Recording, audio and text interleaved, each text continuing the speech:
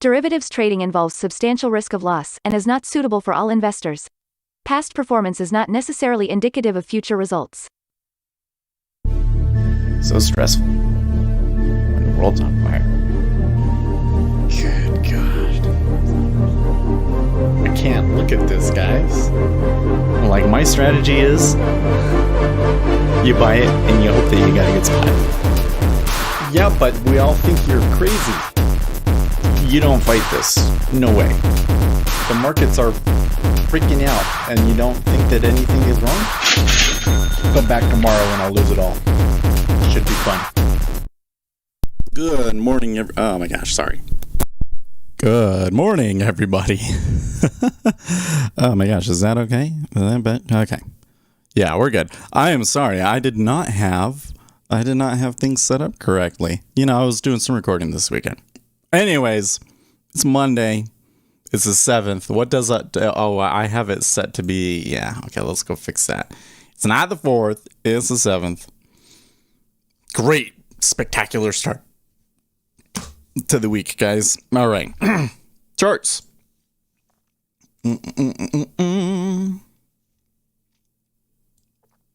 So we had a pretty good rally on Friday off of the non-farms payroll being awful.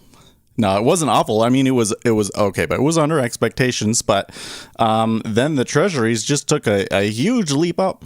Now, I think there could still be more. I'm looking at this gap. I'm not saying, like, you know, from a technical analysis perspective, we close the gap, yada, yada, yada sort of a thing.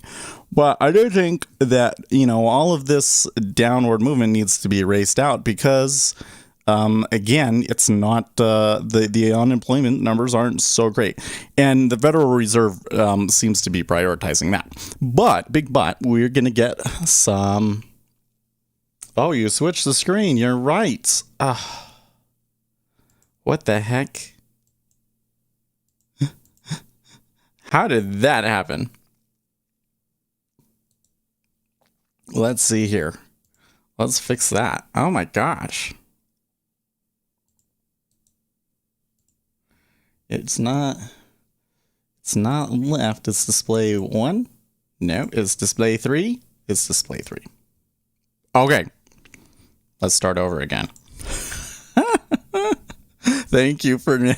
I know, this is a Monday. Okay, big move up because non-farms were not below expectations. Treasuries really moved up too. Okay, now here in the overnight session, the weekend, it hasn't really done a whole lot. Okay, oil coming back a little bit. Still, you know, within its uptrend though. Everybody's bullish oil. I'm thinking $80 barrel oil. What do you think? I mean, that seems like where they're headed. All the analysts are bullish on it. Okay, gold took a little bit of a dive initially off of that non-farms and then jumped up. And I really think that they should, you know, like this move down here. I don't think that was justified. I think that gold should be able to get back above 1900, but we'll see. We'll see. Below, for now, they're below that. Same with silver. Now, the copper metal complex took a little bit of a hit over the weekend. So they're still struggling over there. China continuing to do stuff. Continuing to clamp down on it and hold copper back. I think that copper could come, you know, roaring back later in the year, though. So... Rimo wondering if you can continue your performance from last week. Well, this week is going to be a very different week, isn't it? So next thing we should do, since it is the beginning of the week, is we should come over to our Forex Factory calendar and look at what we got coming this week, because we've got some inflation numbers, right? So CPI, I don't know why it's on a Thursday, but CPI is on a Thursday this week. We also got the bond auction, okay? Other than that, though, you notice it's a pretty quiet week. So the beginning of the week, I'm expecting to be very quiet. I'm maybe going to be playing some mean reversion stuff. So for me, this is when I get into the, you know, I really pull back from the trading because the summer just tends to have less action. I mean, the thing is I'm going to have some sort of well, the plan is that I need to have some sort of a trigger for me to trade. That there needs to be like some sort of like real news in order for me to want to be taking on risk. So let me turn on the news squawk here. Make sure that's all fine and dandy. Turn on text to speech.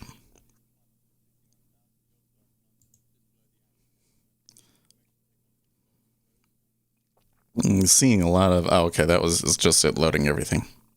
Ding-a-ding-a-ding-a-ding. Okay, so you guys want to see something funny?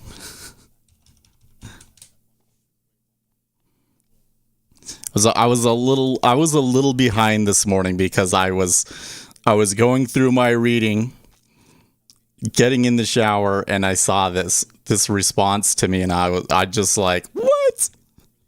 My wife was probably sitting there, laying there in bed being like, what the heck is his deal?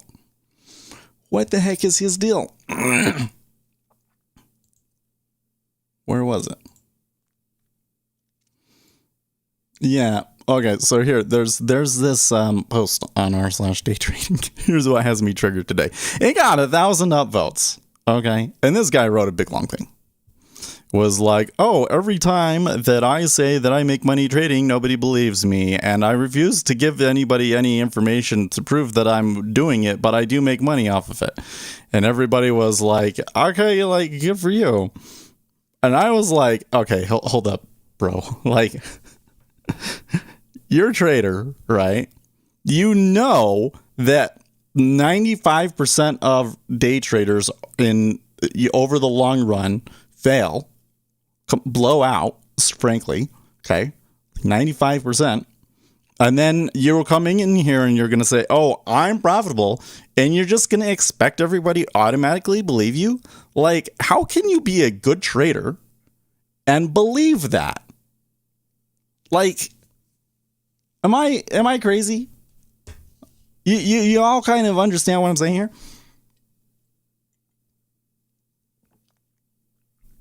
If you're a good trader, then you would know, oh yeah, if I say something, it almost doesn't matter what I say, they're probably going to be very skeptical. And so I kind of have to think ahead about that and actually have like empirical evidence and resources that they can look at to prove to themselves that what I'm saying about the way that the market behaves is actually true, right?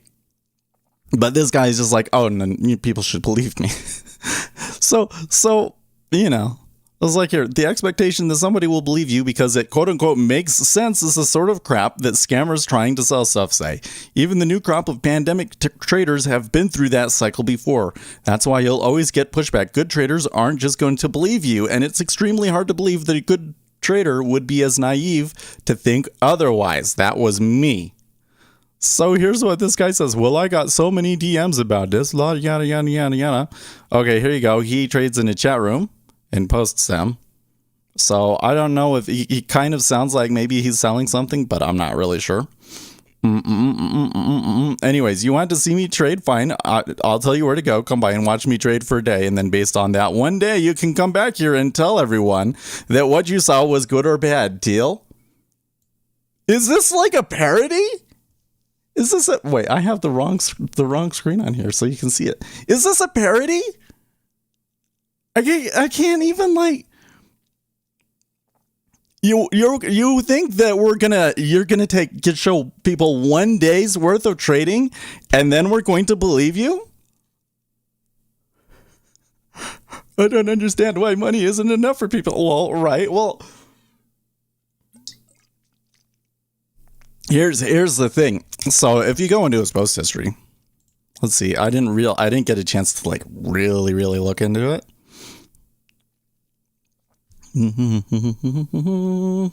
Stickball says, laugh my ass out. I'm glad I'm early today. Okay. Like the most recent post that I see from him was on options. Okay. And he's talking about, credit put spreads. So Plato Friday options. Yeah. See, he is he's trading options almost certainly. Let's see here. What's he saying this one? I'm going to bet that he's trading theta, which I mean is a way to make money, but it's not going to be reproducible for the vast majority of traders for starters, and you've got to explain how you manage it when things fall apart. Wow. MicroStrategy to offer 400 million of senior secured notes due 2028. Proceeds to be used for Bitcoin purchase. You've got to be kidding me, man. They are going to take out more debt. By the way, good morning, Uzi. Fuck attention. Profitable trading is enough. Right? I mean, I don't know. Did I start doing this for the attention? I think that on some level that must be a factor, because you know that you're going to get attention. Well, actually, I didn't know that I was going to get as much attention as I have. You know what? Fernando Santos, it is always weird seeing people announcing they are profitable. Never understood the need for that. If you announce you're profitable, sure, obviously people will ask for proof. Yeah, well, that's the way that I take it, Fernando, is I don't run around saying I'm profitable. I don't consider myself that necessarily. I don't think I'll ever consider myself that, because I know that you're always just like one big loss away from complete disaster, you know? The weekend was just me dying from Marcus Open. Well, I hate to disappoint you, Stick, but I mean, it's the summer, dude. You should, hey, you know what I'll share with you guys an edge, a real edge here. It's kind of more of an edge in life. You know, it's not necessarily a market edge, but here's when everybody else is resting, that's when you should work the hardest. When I was a DJ, one of the things that would happen is like there's a season where when you get into the deep winter where people don't actually club as much. Like you would think that it would be the opposite, but at least here in Utah, like people don't go clubbing in December. And but they still hold events, and that was when I would work the hardest.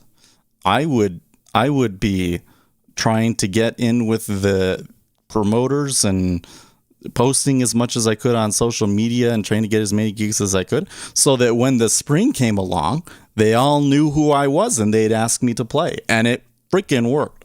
That was the best. That was the most successful time periods I ever had, was when I did that, because I was working hard when everybody else kind of vacationed. Now, that said, I'm going to be on vacation next week sometimes, but and I don't think I'll be streaming unless we can get Ace to stream or something like that. You get Uzi to stream. I'd let Uzi stream too, man. I would love to watch Uzi stream. I don't think he would do it though.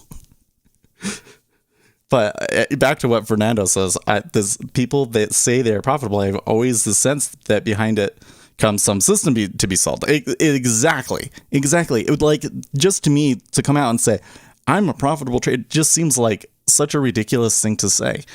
Like, what the reasonable thing to say is, you want to help somebody?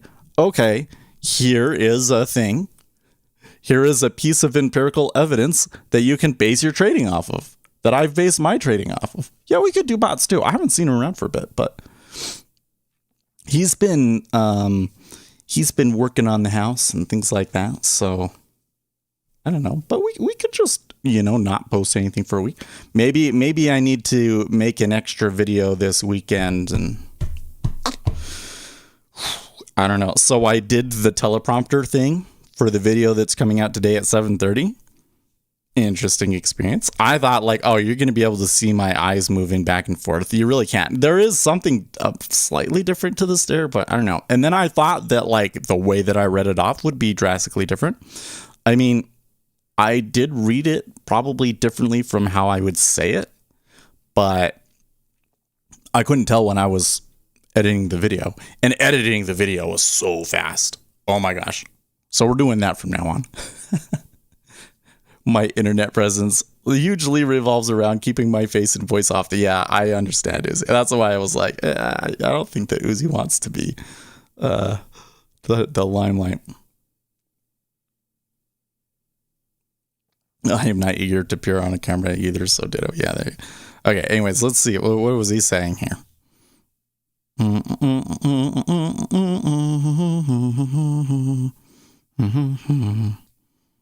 Wow, he put in 50K and lost it. There you go.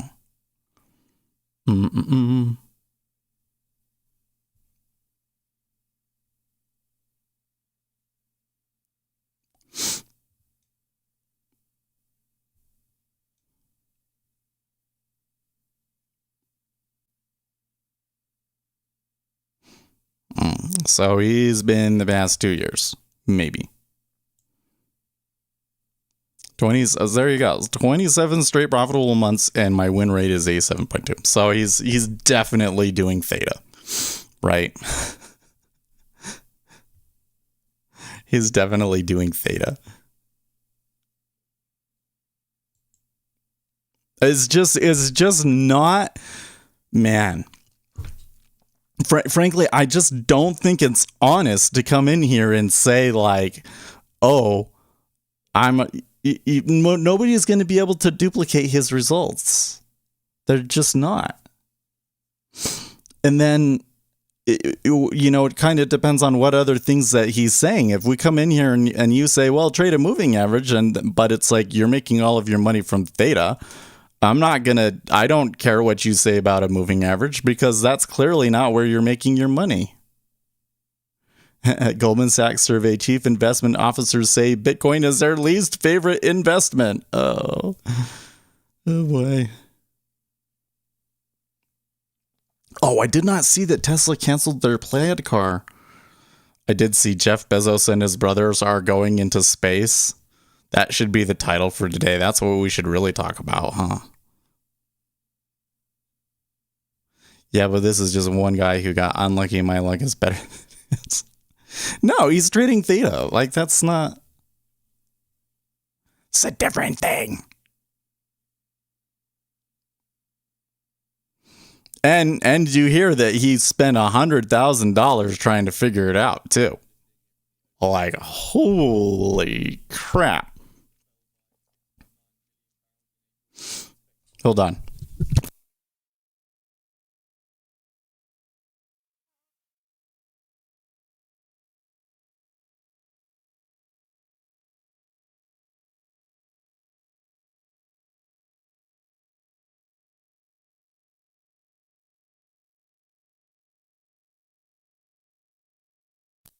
Imagine trading and going through that whole process and losing $100,000 and then making it all back through theta,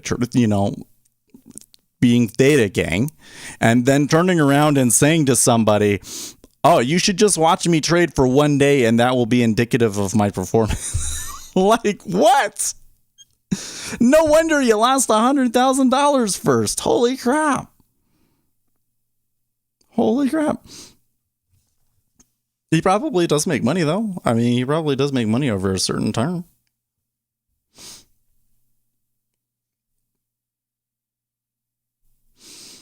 This weekend, I was studying Aristotle, ethos, pathos, and logos. These traders who brag, which do they appeal to most? Claiming they are right and everyone else is wrong? I don't know. The thing is that this guy claims that, like, people are skeptical about things. You know what I would do is like, here's the problem. Like, there's really two problems. Let's say three problems. I'm like going through my, like, there's problem. Okay, the first problem is that performance can change over year to year. You know, you can have a trade that works really, really well one year and works really, really poorly the next year. And like as the financial conditions change, you know, so there's a lot of traders that have made money off of this whole run up that we've had post pandemic, where, you know, we've basically been in this unprecedented financial situation. And now that we're coming to the point where the Federal Reserve may have to start talking about tapering, I would expect that, you know, come quarter 3 and 4, that there's going to be a lot of traders who have only traded since the pandemic are going to be like, what the heck? Everything's changed on me. It's going to happen, right? So that's your problem number 1. Your problem number 2 is that people try and sell stuff. You know what I mean? People try and sell things. And then problem number 3 is that a reputable vendor, somebody that's trying to sell something, will be very cautious about making performance claims. So if you find a vendor and their sales pitch is, I've made this much money and they're showing you, I would be particularly cautious about that. Okay? Because they are either scamming you or they are naive and don't understand the market impact, and they're giving away something that does work, and by giving it away, they're going to ruin it. So I would be super careful about that. Frankly, I'd be a little cautious about people just selling strategies in general, right? Information. So like what we kind of looked a little bit at that book that maybe in a couple of years, maybe I'll finish, right? That's all information. It's tradable information, but it's all just information. It's not the strategy, right?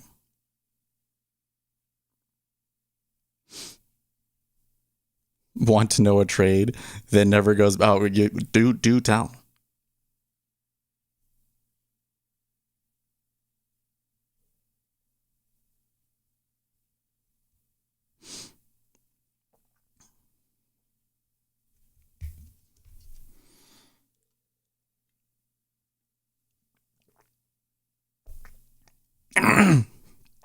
You know what it is when you're asking, like, why do people kind of get like this? The traders have their ego caught up in their performance. I mean, I think everybody does to some extent. But especially when you're new, you don't go into this without the thought that I can beat the market. I'm so smart and I can do this where other people have failed because I'm so smart, or whatever the deal is, right? So when somebody's gone through that process and then they've had a period of profitability, you very much get this sense of like, I paid my dues and I was successful. And so you're very proud of it. You're very proud of it. It's just that like that kind of attitude is kind of detrimental to you in the long run, right? Like the market giveth and the market taketh away. And the whole thing when I look at it is like, if I make a good trade, I don't think of it as I beat the market anymore. I think of it as like there are places where the market kind of struggles to accurately price things in, and we can help the market try to be more efficient in those situations. And so I try and think of it as more of like a service to the market and they're paying me back. And it's not because I'm so smart and I've somehow swindled the rest of the market and taken something. You know what I mean? That's kind of the attitude that I try and take now.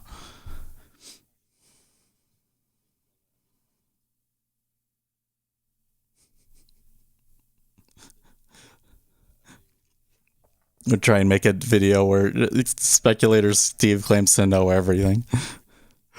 Oh man, so there was this other video that I saw on TikTok, okay? And he was talking about like, so just because if this guy comes in Sheldon 2020, I think that I maybe have seen this guy before. I think that he probably is profitable. I just think that this guy is being extremely naive. to expect that people will just believe him. And then that, to say that other people can duplicate what you're doing. And it also seems to me like he is saying things beyond his expertise. Like he's saying things about markets that aren't necessarily pertinent to how he's making money. So to come in and say, use yourself, the whole like using yourself as an authority because you've made money in an argument is the worst argument that you can make. Because you could be lucky that you're profitable. Could be that your profits had nothing to do with the issue that you're talking about, So I think this guy he's probably pretty smart, but like you've really got to rethink your approach, man, because nobody's just going to believe you. Like a good trader, somebody that could become a good trader is not just going to believe you. Anyways. So I saw this TikTok, man. Oh my gosh. It was a guy talking about the market making higher highs and higher lows. He was like, here it went up, then it went down, and then here's a higher high and a higher high. But then he was like, but here, then we made a lower low. And so the lower low was the thing that he was looking for as like the break of the trend. Okay. 3 minutes on that. And all of the comments were like, this is so in depth. No. I'm like, you guys are like, you're being fooled by hearing somebody say a bunch of stuff, but everything that he's saying is nonsense. Because I can tell you for a fact, I've backtested this, that the appearance of lower lows does not a good trade make.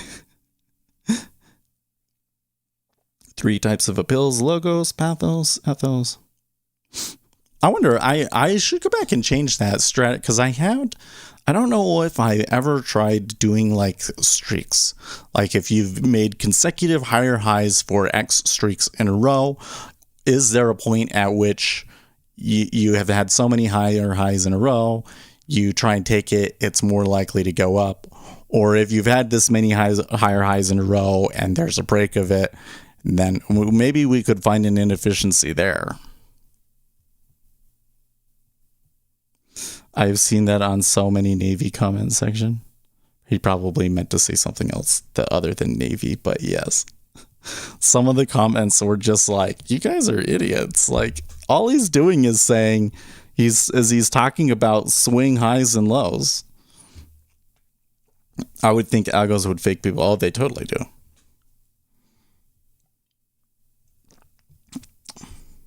So remember, I did a strategy. I'm too lazy to pull it up. I don't want to pull it. Nothing's going on. Let's pull it up. Let's see if I can find it.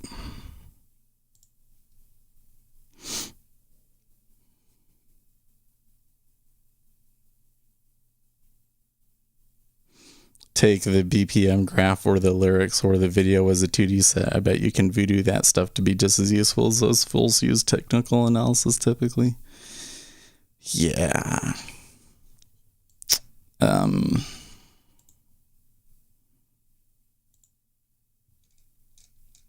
think I called it like double top or something. Yeah, double bottom right there. There it is. So I was able to make one that if there was a double bottom on a 5-minute chart, that it was profitable, but I was only able to do it over 200 trades. I didn't try and pull a bigger data set. It was kind of like it didn't trade enough. But the thing that was interesting about this one was, so it was like if there was a double pivot low, essentially, at exactly the same price, then it would try and take it. But here's the thing that was crazy about it, was that you had to set your stop to be like twice what the expectation was. Like, by the time it was like, okay, so you get a double bottom, and then here it's confirmed that it's a double bottom. And then you measure from here to the double bottom, right? And that would normally be like your stop, right? You take the double bottom, and then your stop is if the double bottom gets broken again, right? Well, the double bottom gets broken most of the time. Like what when I back tested it out, the double bottom got busted most of the time. So if you made your stop double that though, then you tend to get a reversal and you made money. Isn't that funny? So it was like we were able to get something that worked, although over only a year's worth of data, it's not really very reliable. But the way that we were able to work it out was like we learned something that was explicitly shouldn't happen under the way that most technical analysis traders function. So it was like, so I'm watching this TikTok. I'm like, I know that what this guy is saying about higher highs and higher lows and everything is bullshit. But he went on for 3 minutes. It was like 3 minutes of this nonsense, guys. I don't get it. Listen, and I don't think that the things that I say are all that far-fetched. In fact, I think that most of the things that I say should make sense, generally speaking, right? Markets respond to news. Oh, I'm shocked.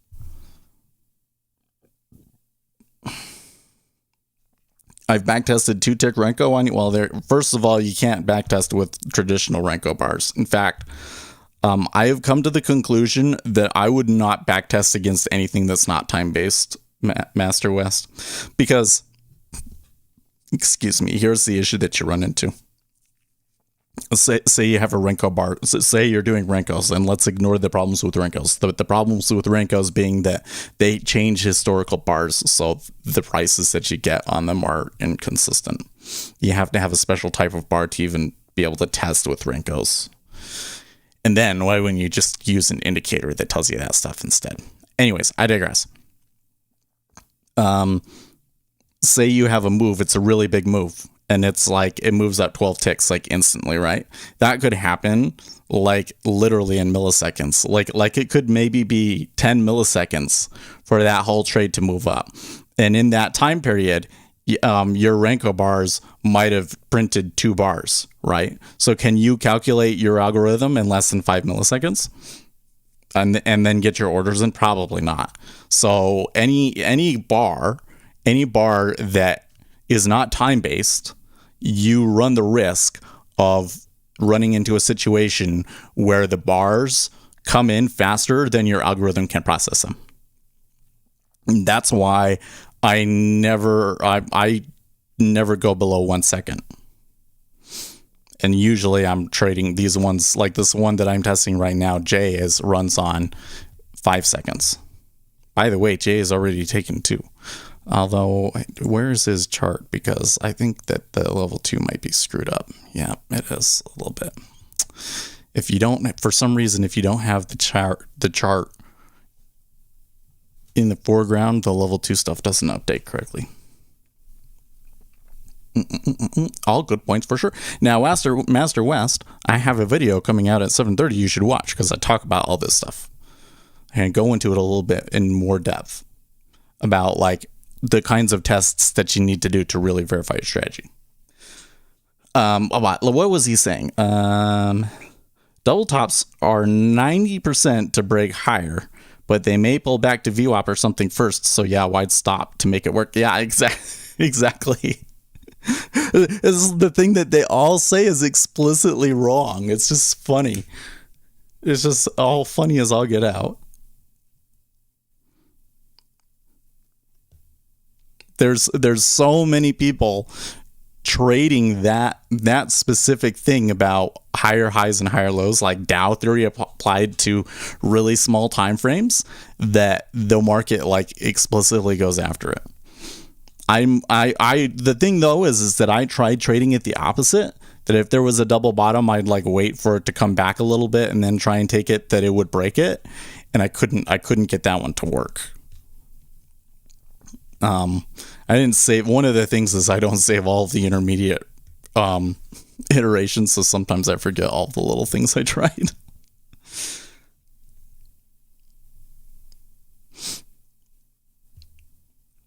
Another thing though is that you get a strategy, especially on the E-mini, is going to tend to prefer longs, right? So that's another big issue, is what you get a lot of strategies that are based on technical analysis and they appear to work, but the reason that they appear to work is because they tend to select for longs, and then all of a sudden the market goes into this period where the market's not going up and it keeps giving you longs, and it doesn't work.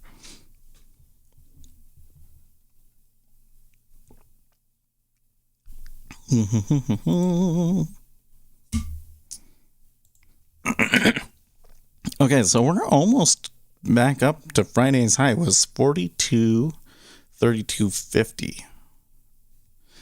Now that's not an all-time high, right? The highest we've ever printed was 38. So if we're gonna have a good day, we could maybe see 40. Would be the nearest round number. Are the robots? I have J turned on, so bum. He took a long, so.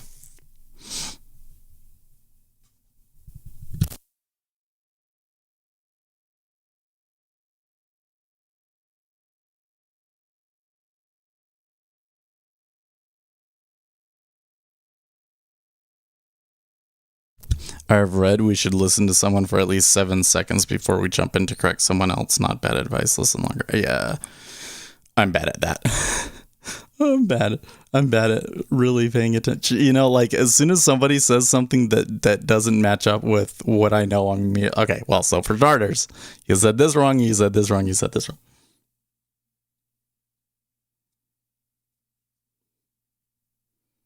Yeah, you couldn't count well, use a stopwatch stick. We're actually, you know what? We actually have a good amount of activity here today for it being a Monday. For it being a Monday in the summer and as early as it is. So I'm a little surprised by that, and I'm trying to figure out what's going on. Oh, my nose is itching again. Is it just random? Has what I've been saying this morning, is it that entertaining?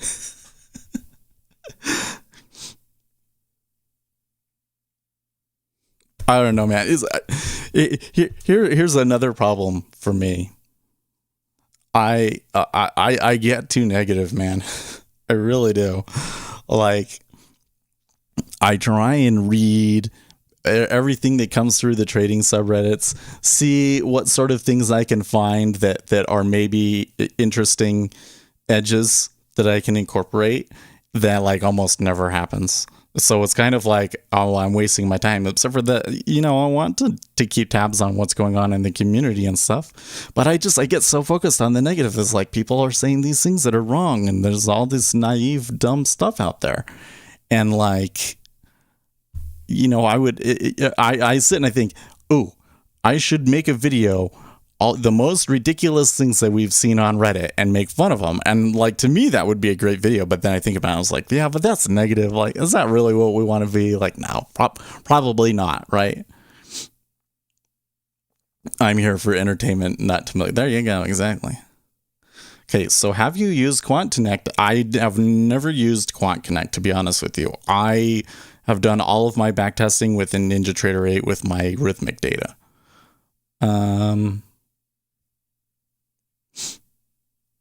I'm not that great at coding. It's more work than charting platforms. Well, yeah. Automated trading is more work.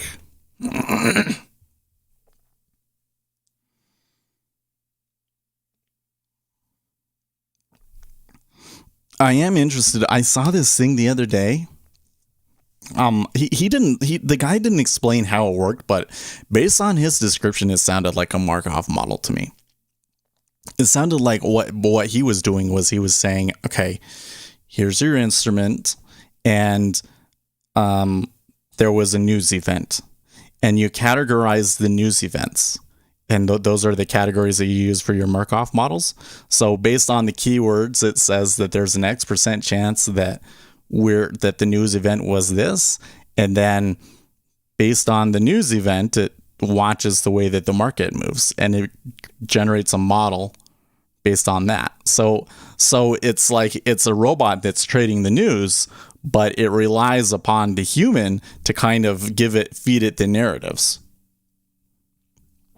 I was like, okay, now that sounds interesting, because that sounds like kind of what I do, right? Is I come in, I listen to the news events, and then I fit them into what kind of a news event is it and how should that affect the markets. And then based on the way that different markets are moving, I make my decision about, the confirmations and whether it should continue or not.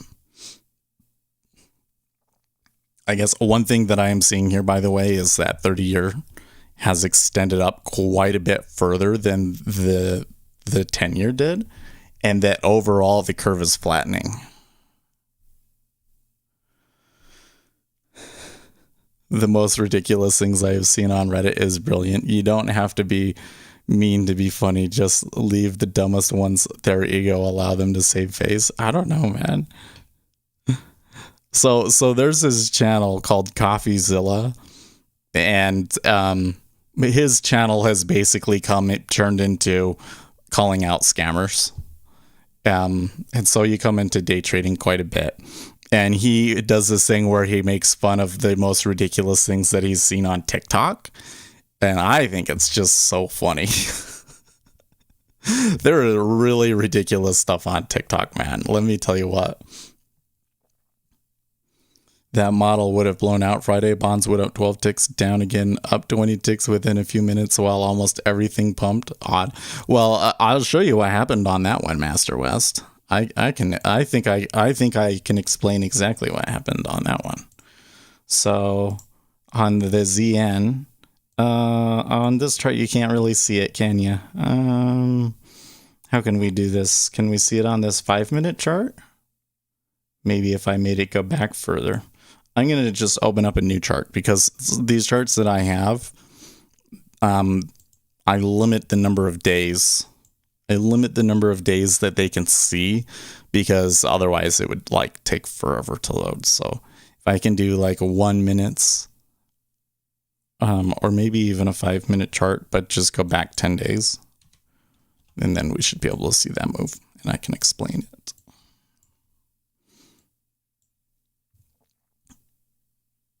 Yeah.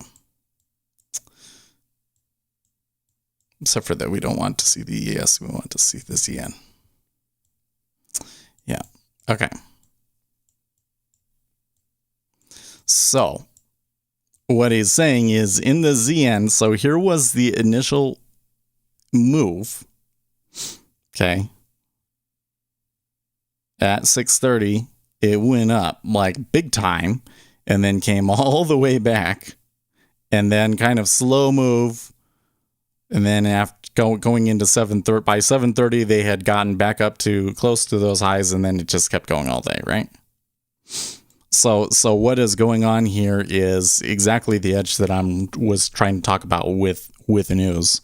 So there are issues with liquidity, right? So you get a big move, the market knows immediately, okay, that piece of news, I should buy bonds. That means that the Federal Reserve has more room to keep interest rates low longer. So yes, of course they're going to buy it. Now, if it was an efficient market, then price should go up to the correct price almost instantly. But there are inefficiencies in the order book that prevent that. And so what happens instead is you create this vacuum. So in this case, it's not normal for them to get sucked all the way back down. I was quite surprised about that. But you basically, because of the order book, you get this vacuum and they get sucked right back down. So in a situation like that, where you have a very clear read, now you've got to be careful. It's the issue. I've run into this many times. Is I've seen a move like that and it came back, and I thought, oh man, okay, this is the one. This is where I should take it. And what I missed was there was some little thing inside of the report that people started reading afterwards that I discounted or missed, or people were anticipating the trade, and that's all there was in it, and now they're continuing on and it's down. Yesterday was not a case like that. Like yesterday, I don't think that there was any way that you could read that wasn't, this is dovish. Okay. So in that situation, you can say, yep, there's going to be a vacuum. It's going to bring them back down. And so you can take it. And it goes. And if you look, I don't think that I executed it very well, but I did. I when it came back down here, I started averaging in, and it ended up being $1,000 trade, but I was on sim and I was with multiple contracts. So, but that's why that happens. That's why that happens. It's a real inefficiency in the market that you will see, particularly when liquidity gets light. Is like they form these vacuums. You'll see it in the tape all the time too. Like I think you could say that you're seeing it at 20 right now. So at 20, like, are they trading there right now? Like, look, 35 lots have traded it. There's like nothing coming through. If you sit and you look at the tape, you know, there's no orders. It's just a teeny tiny trickle. Hardly anything is happening.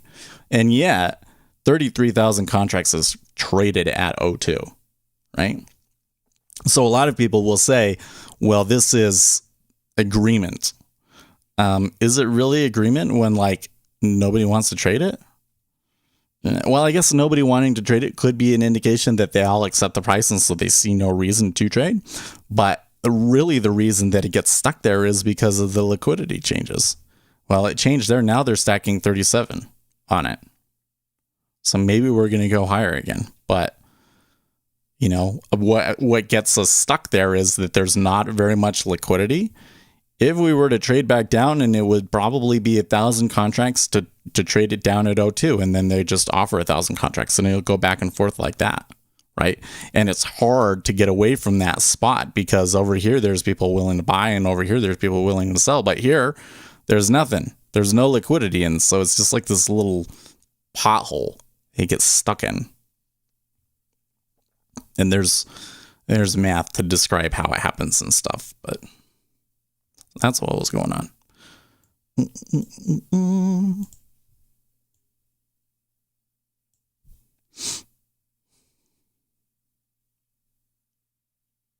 Coffeezilla. I watched Batzilla, an adorable bat rescue center for flying foxes. Oh my gosh, I saw a TikTok yesterday about a flying, you know, basically bats that are like 5 feet high. It's like, what? They were huge. Size of a small child. But they only eat fruit, apparently.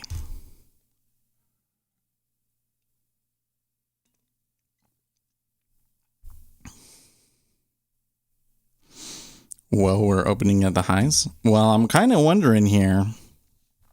It's so the Treasury. I think that we have reason to move up in the Treasury because I don't think that we're done from that move on Friday. And you can see that the 30 here is definitely pushing up, which I think is kind of a confirmation a bit. And at this O2, we are starting to see a little bit of absorption. But it's so quiet. I'm not so sure I really want to take that trade. But it's telling me everything is set up right now, other than the volume. Everything tells me it's set up that I should be able to grab one long. See, that's a little bit questionable though. Like, I can get at 300 in line and then don't fill it. That's super sketch, right?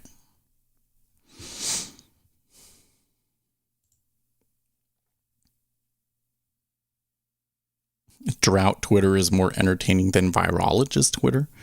Oh my gosh. Oh, I don't have any Ace today. Ace would enjoy this one because in Utah. So the big drama in Utah was that Governor Cox asked everybody to pray for rain. So when I got on TikTok, so many people were upset. I think it's because there's a lot of people that think like this is climate change and we need to do something serious. So they want like draconian water saving measures to be taken, right? And they're really mad that Cox's response is, well, we should pray for rain, right? And then on Saturday, it dumped. Like it was a short little thunderstorm, but man, it rained so hard over here. At least in my part of the valley. And then everybody else got on TikTok. Was like, see, it worked, guys. It's so funny. Because, like I kind of wonder if he had seen the weather report when that all happened, because surely the weather would say that there was a chance of showers, right? He asked everyone to pray that's fast. It is. I mean, that's a pretty, I don't know. The Cox is an interesting guy. So here's the thing is you get this group of people in Utah. It comes back to the personality thing. Like everybody in Utah is very conservative. But people in Utah are also extremely, what is the word that we use again? It means like to be considerate of other people. Yeah. Conscientiousness. You get a lot of people that are very high in conscientiousness. So you have this dichotomy of people in Utah where they believe conservative things, but their conscientiousness often causes them in the political debate to take the other side. Does that make sense? So when they're having an argument, they'll all say Donald Trump is awful, and they'll take the liberal side in all of these arguments. But when they actually implement policies, it ends up being conservative because their principles are still conservative. It's contradictory. It kind of shows you just how much, people's emotions and those sorts of things can play into it, right? So Cox is a perfect example of where he's done a couple of things that would really make you doubt his conservative credentials, but then he asks people to pray for rain. And in a lot of people's minds, like, that doesn't compute. And that ZB could take 08 and it could just whoosh. Like they all look like they're ready to go. I'm going to reset it, in fact.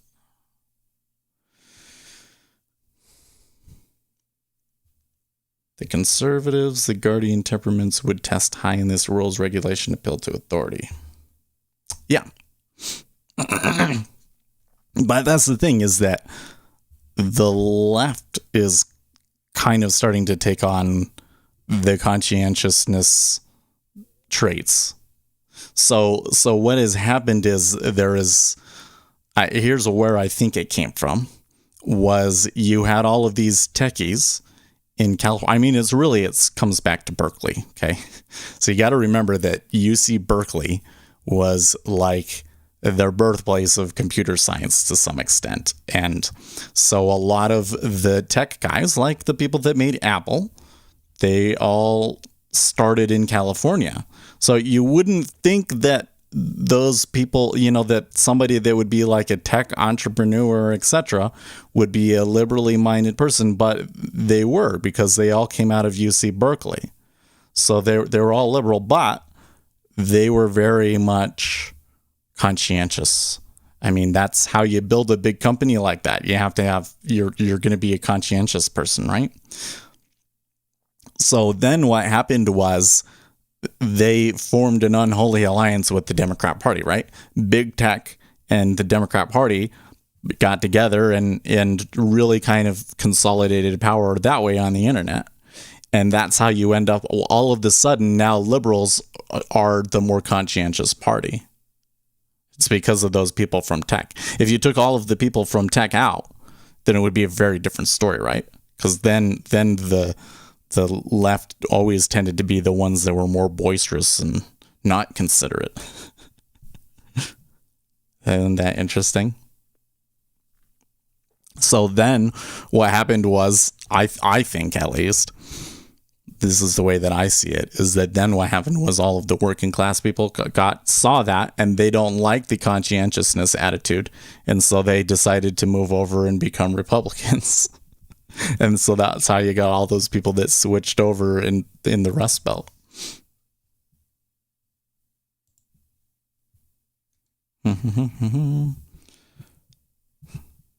Got any preppers in the rooms? Brokers are restricting shorting now, as Michael Scott once said in Boondock Short. Boom.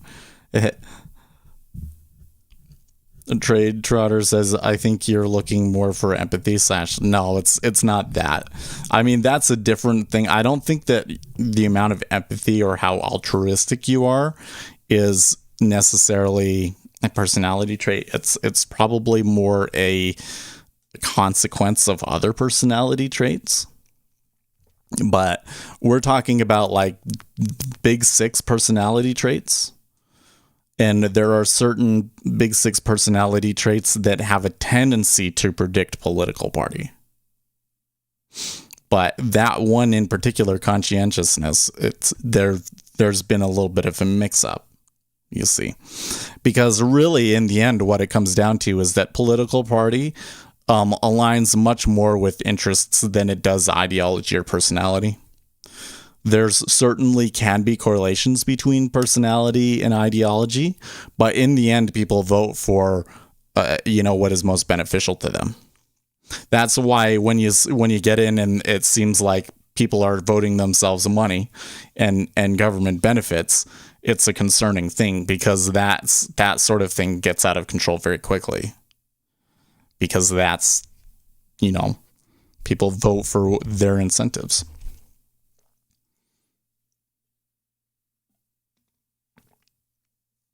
So it used to be, in my opinion, during the Bush years, that there was very much a correlation with personality. That Democrats were the people that were open and Republicans were the ones that were conscientious. Right?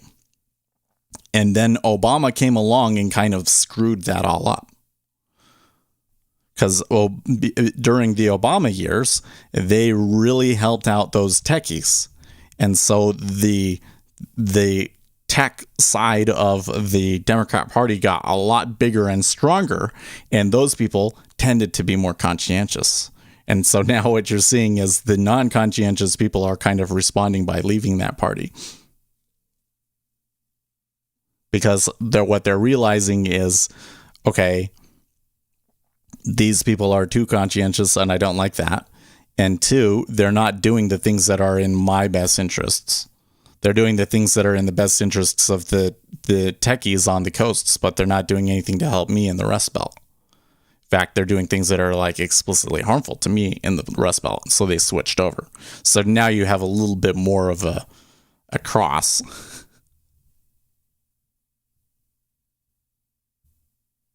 Yeah. There was a thread on Reddit the other day about the personality typing thing. It was kind of funny how passionate people get about that. Like, so I don't believe any of those things. Like the big thing that bothers me, like the MBTI, is that there are people who run businesses that are basically like, we'll come into your business and personality type all of your employees and that will help your business. And the empirical independent studies that have been done on this suggest that it's not effective, that it doesn't result in any kind of performance increase. So that's kind of where but some people like really hate it for some reason.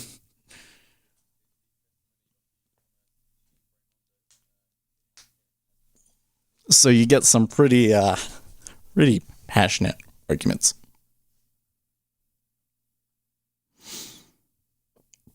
Okay, well, I've been able to stay my hand until now. I think we should wait for the open, but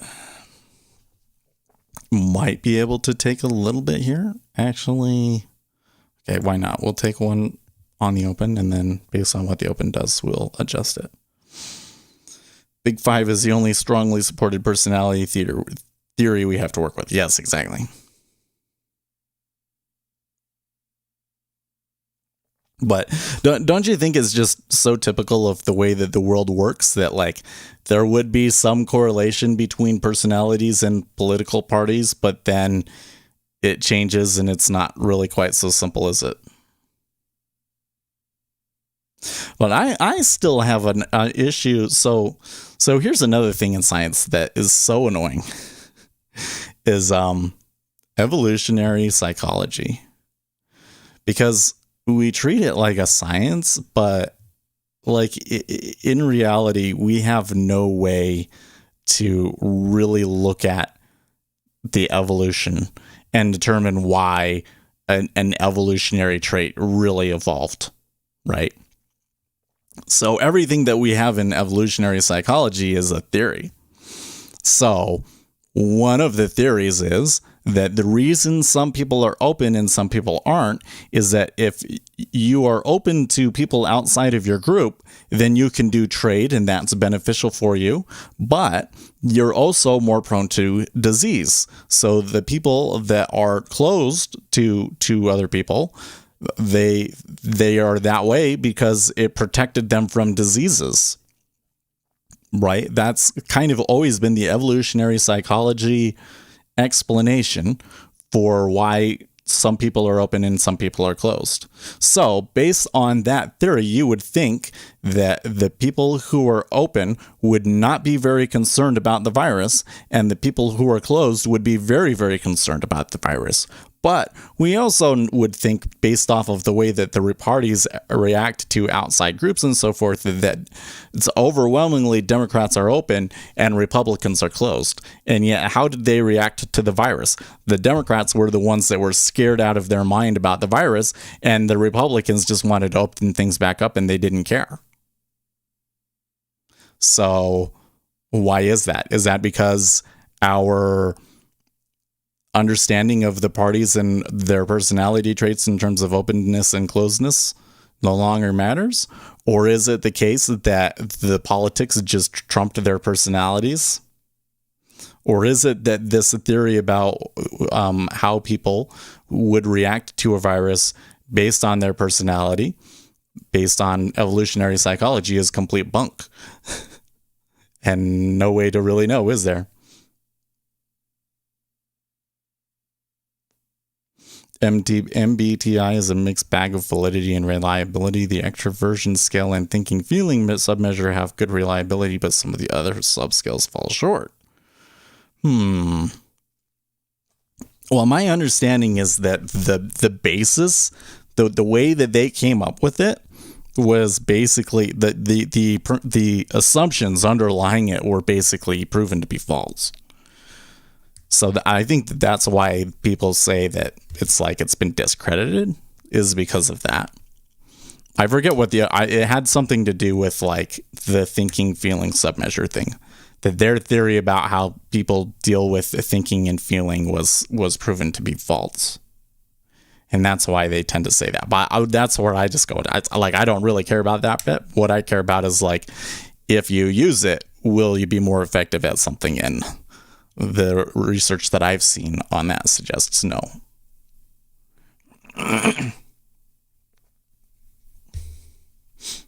7 billion brains, each more complicated than the observable universe, and there are only 16. Yeah, it's exactly.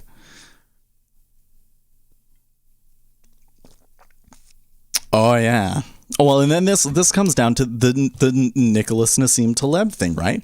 Because what he says is that a lot of what we know particularly from sociology is just not true, that they are misunderstanding the use of correlation in statistics. I came across somebody the other day that was saying exactly that, because they were talking about intelligence versus how much you make. And I was saying, just because there's a correlation, because of the way that the distribution is, you can't come in and say, well, this person has this IQ, so this is what their salary should be, or vice versa, because the tails are just too fat to do that.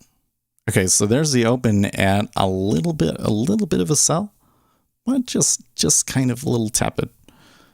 It doesn't look like I've really seen true volume coming in here yet.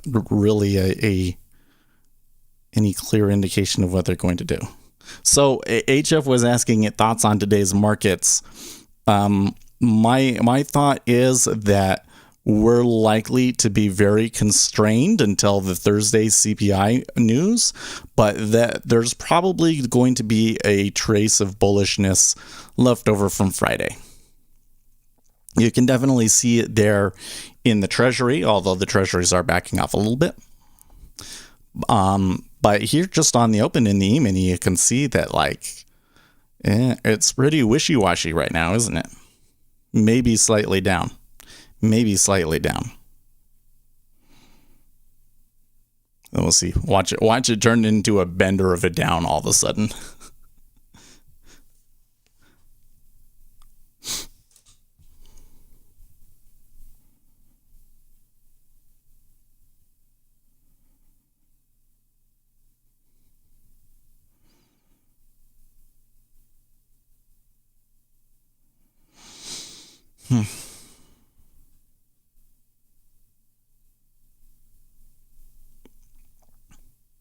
Yeah, looks mixed.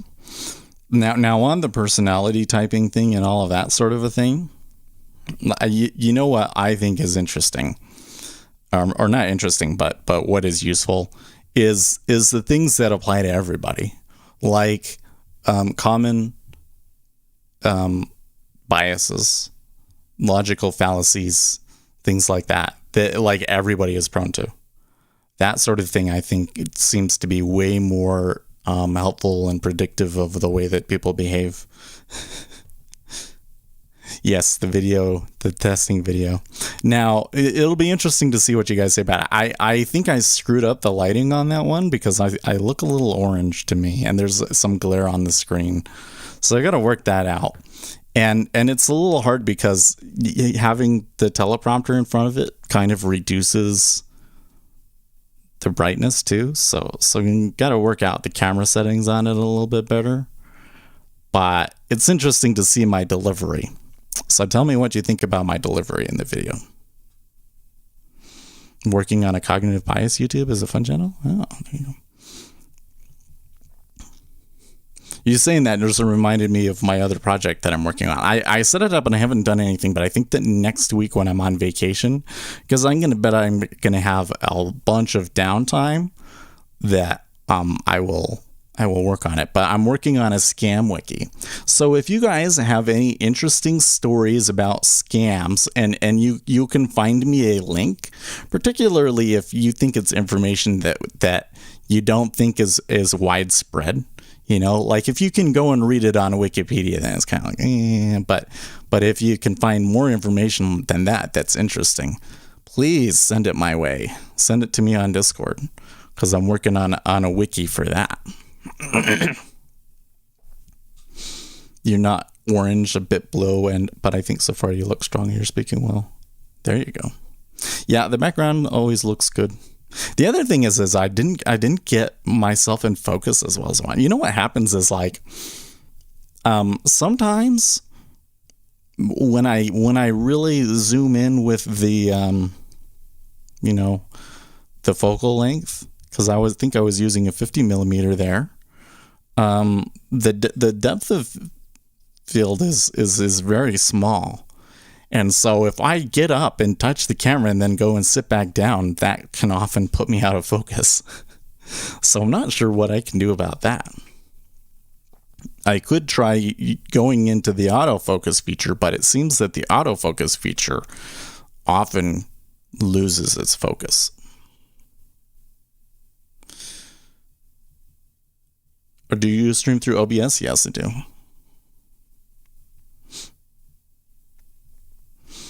When I record, sometimes I will record through OBS and sometimes I don't, depending on which angle I take it. So the last two I did through OBS because I didn't want to set the camera up and everything, because I have to take the camera off here and put it over there and all that. But I did it for this one because I wanted to use the teleprompter. You can use a LUT. I actually am using the LUT, actually. Here, I'll show you.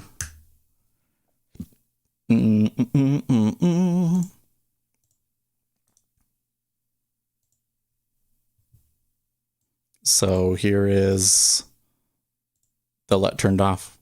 Can you see? doesn't really change the color so much as it does just kind of makes things a little bit brighter. But I went and I made a lot in DaVinci and applied it in OBS to just to white balance. It's not perfect though. There's an issue with the camera actually. I don't know if I can show it. There's like a certain shade of blue, like the really pure blue that comes out of the LEDs.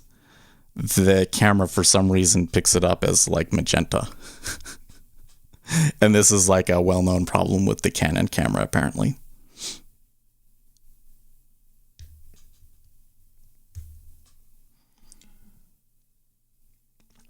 I think what I need to do though is I need to get a new camera. I'm waiting. I think that at some point Canon is going to make a camera that will allow me to connect it to my computer with a USB 3, you know, and do the video that way. And then I might buy that and you know, and in a better form factor too, like a form factor that is designed to be like just the lens and the sensor and that's it. And it's not really meant for running around and taking pictures or anything, like a streamer camera. You get yourself a Sony. Yeah, that's probably, Sony is probably the better way to do it right now, right? But I'm just kind of hoping that at some point there will be like a full frame camera that will be a little bit cheaper, because I don't want to spend another $600. But what I do want is I want two cameras so that I don't have to take that one off. So that when I set all my stuff up for filming, you know, I can just kind of leave it there. I can just put the lens cap on and leave it there and then get it back out when I need to and do it really fast. Because when I was doing this, I was really interested in like how long it took me. So I had to record it twice. But both times it only took me 15 minutes. So 15 minutes to record and then about 90 minutes to edit it. And some of that time was spent like transferring the videos and processing the audio. So a lot of that was just sitting there.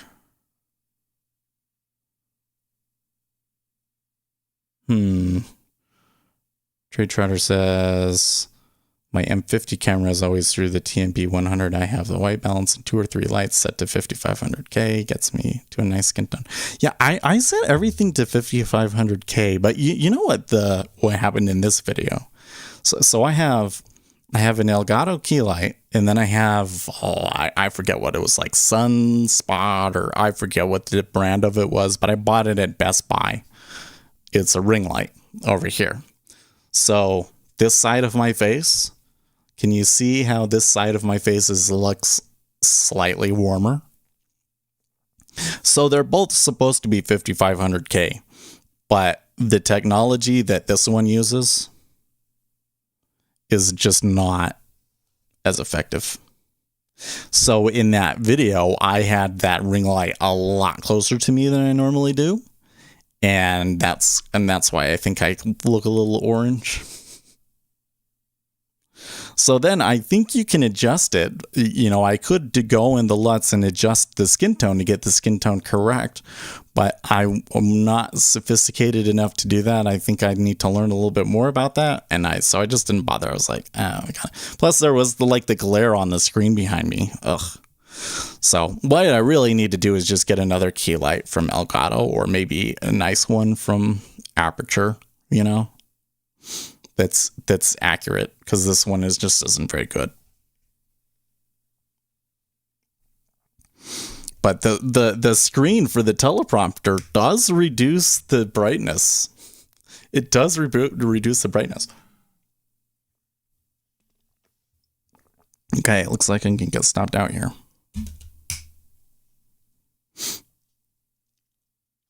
Hmm.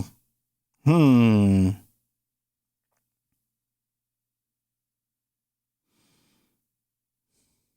And that triggers Ace in short. Oh, I didn't see you there, Ace. Were you here earlier when we were talking about the whole thing with the governor and praying and then it rained? Because I was saying, like, did he look at a weather forecast when he's like, did we know that it was supposed to rain on Saturday? Because like when it rained pretty convincingly over here. No, you just okay. No, I thought it was so funny because on TikTok there was a bunch of kids. It seemed like liberally minded kids that were really upset that the governor's response would be to tell people to pray, which is like okay, like maybe it doesn't work, or maybe it doesn't seem to me that a good government policy would be to tell people just to pray, right? Like the thing they always say in the LDS church is like pray like it all depends on God and then go out and act like it all depends on you. That sort of a thing, right? But from a political perspective, telling everybody to go out and pray is a good thing. Like that's the sort of a thing that tends to create good feelings and unity amongst everybody. All except for that apparently that's no longer the case because some people were really upset that we were telling people to pray for rain. But then it rained, and it rained really convincingly. So now everybody is out on TikTok saying, "Look, it rained. Prayer works."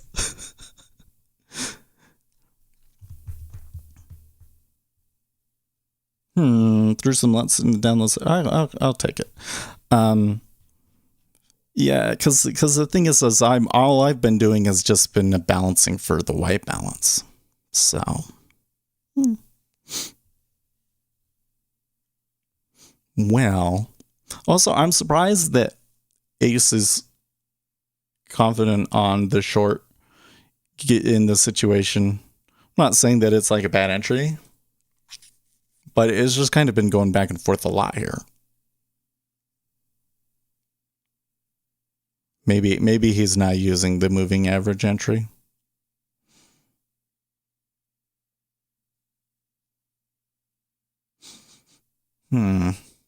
Oh, interesting that Bitcoin is down 1.82% and Ethereum is up 4.13. I think that's the first time where, I mean, I've certainly seen Ethereum outperform, but I think that that's the first time where I've seen one is up and one is down. But probably they both went down and then they both went up and Ethereum went up enough to cancel out the loss and Bitcoin didn't.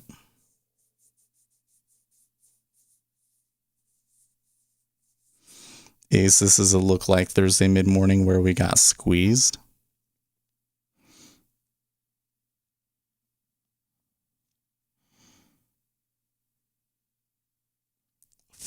Kids are out now. Yeah, same here. I'm thinking like I need to have Seth school, but then when I look at like, okay, what are some things that we can do for Seth school? Then I'm like, no, this is too much work. I would have to be like a real teacher, and I would have to put as much effort into it as a real teacher does. And they work hard. I tell you what, few trades out there, or occupations, that's the right word. There are a few occupations out there where the amount of work compared to what you get paid are more skewed than education. Probably the only place I can think of where what you get paid and how much effort you put in is worse is day trading. And in day trading, there's still that big possibility that like you really hit it big. So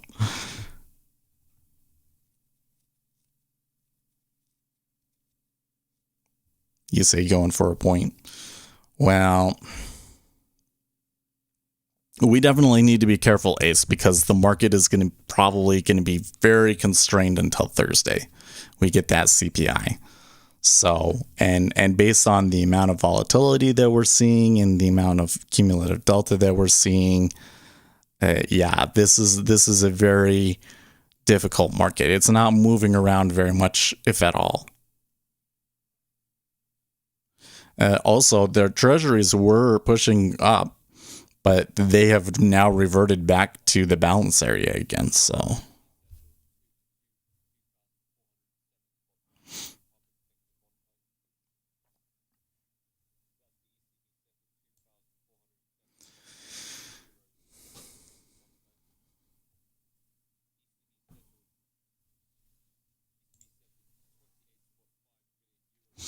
Germany's Chancellor Merkel, Germany will continue to fund chip ventures.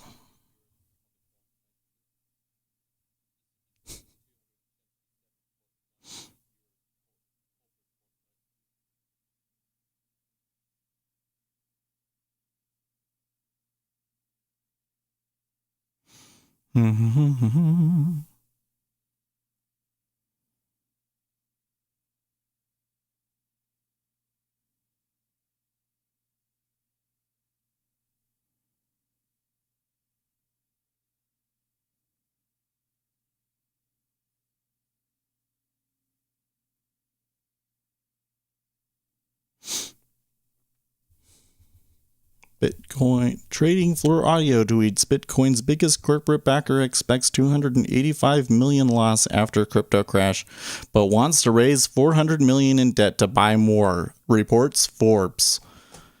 Oh my gosh, are you kidding me? Well, okay, so he took out like $1 billion to buy that. They're clearly talking about Michael Saylor, yeah.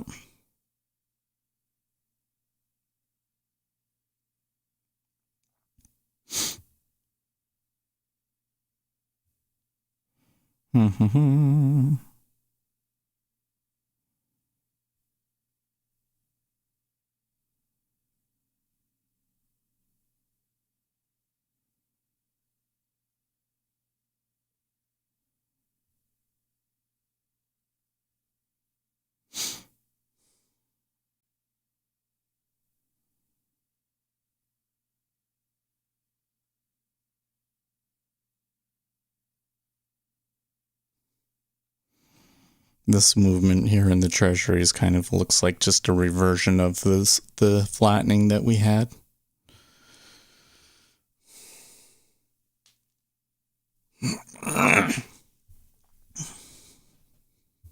MicroStrategy, the cryptocurrency's biggest private corporate owner, warned Monday that it expects to incur a loss of $284 million in the second quarter as a result of its Bitcoin holdings. But the staunch Bitcoin bull helmed by billionaire Michael Saylor also announced it is looking to raise more debt to double down on its volatile Bitcoin investment.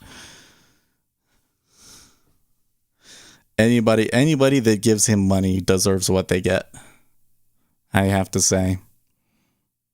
I cannot believe that anybody would be willing to lend him money now, and knowing that he's just going to spend it, put it into Bitcoin. This is just so irresponsible. You're basically buying Bitcoin on debt. It's just insane to me. You know, I saw this video of him, and he was saying, like, he explicitly said, like, take a mortgage out on your house and buy Bitcoin with it. Can you believe that? Like, this guy is truly insane. That's Michael Saylor.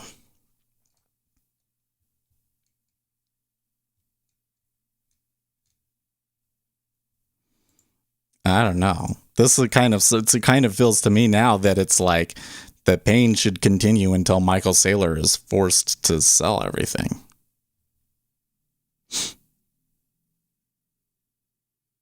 Am I wrong? Yeah, still slightly bearish tilt to the S&P 500, but the cumulative delta since the open is positive.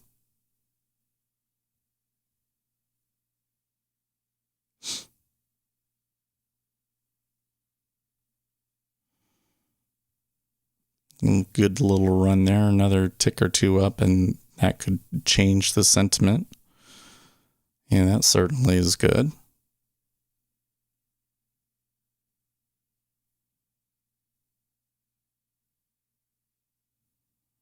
Okay. As that's happening, I'm seeing some lots file into 0.2 half in the 10-year.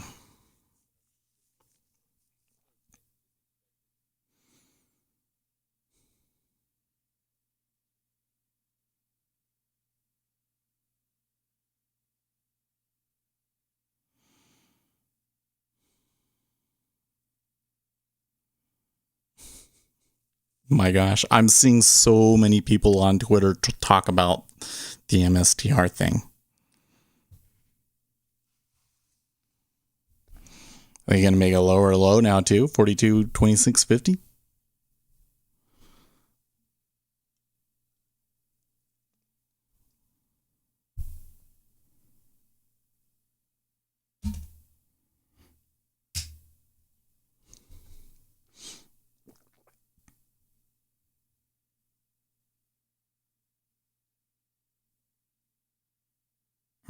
Maybe, maybe not.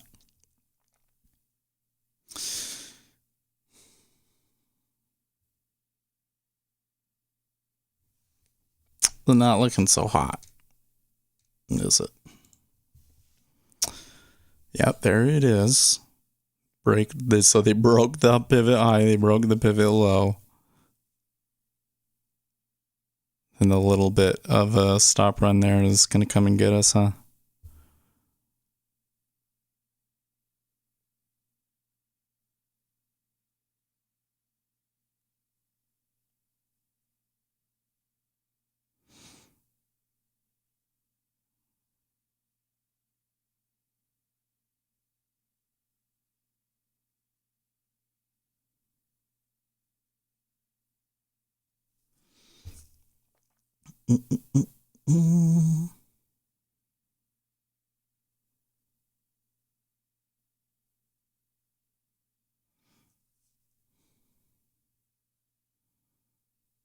Yeah, there it is. Okay. So I should be careful here. Well, that was a little bit more of a thing, but there we should keep in mind that could be stop runs. I'm not seeing, well, ECB settled 277 billion corporate bond purchases. And that trade that we took was a case of like, you know, this is a slow market and we probably shouldn't have been in a trade. I think it's something on the open. It was worth trying, but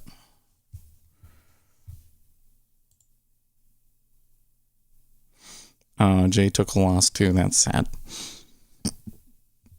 What seemed break even on the day.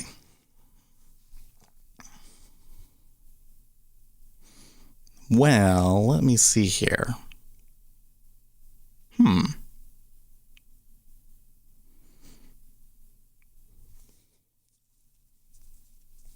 I may try another one, but it's gonna have to see like a really clear.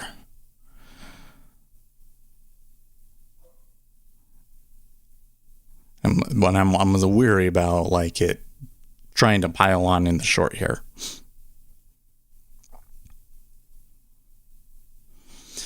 Boris Johnson says there still remains nothing in the data to mean June 21st's Freedom Day has to be pushed back.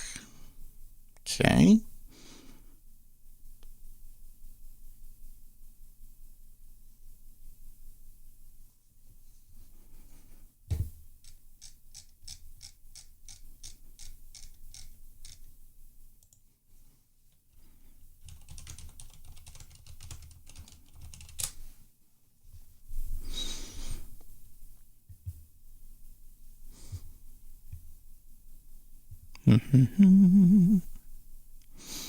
See, that looks like absorption right there.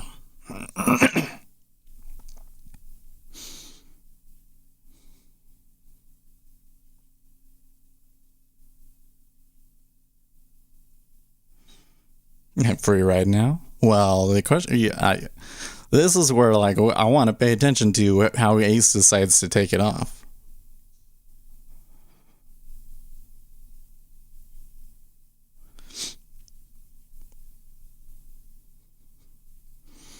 Because my take on the open is whether or not you win long or short, you know, that could have very easily have broken higher, right?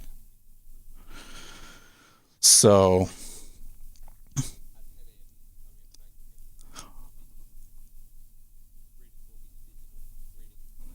if you say the entry is kind of there's a lot of luck to the entry in a really tight market like this, where do you take it off at?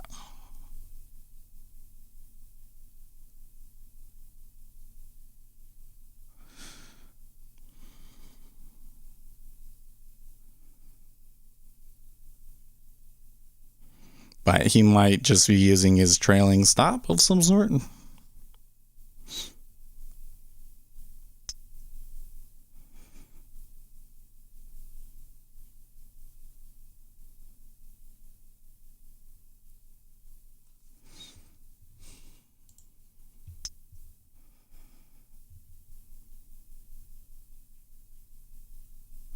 Oh, what? I'm not going to read that out to you. It was a sad story on Twitter about somebody dying.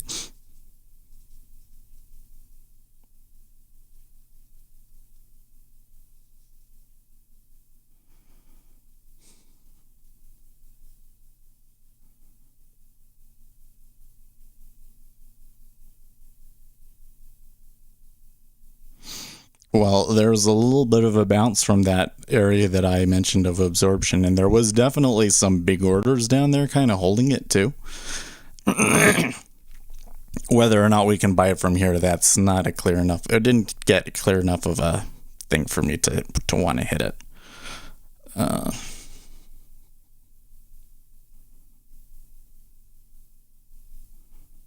Right here could be interesting spot to watch.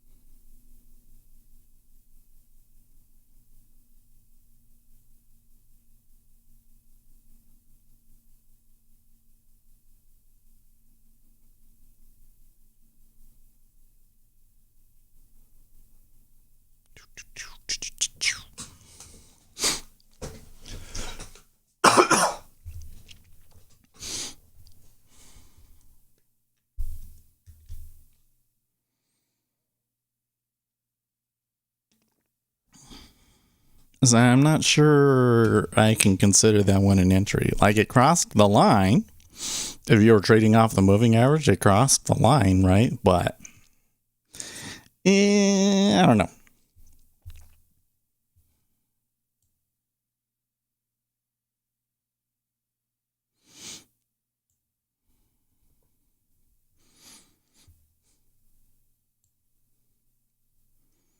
Can see here, by the way, the 5-year is like really stuck here, but the 30-year continues to be slightly more bullish than the rest.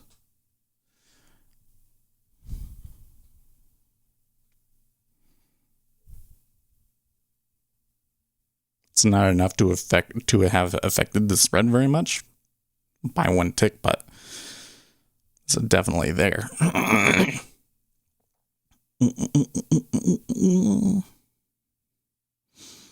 I see President Biden tweeting more often, but it's always just like, meh. We're growing the economy from the bottom up and middle out because it's a long past time. Every American has a fair shot to get ahead. It's like, okay. Cool tweet, bro.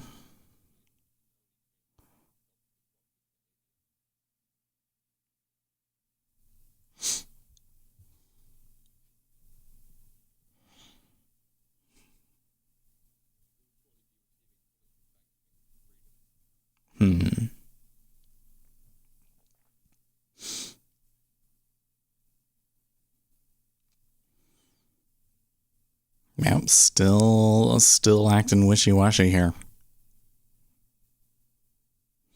AMC trades 22% higher today as options trading heats up. They're now at 58.54, so they're below the all-time high, but they're within striking distance of it. Shall we pull up some stocks here and look? I don't think they come back down.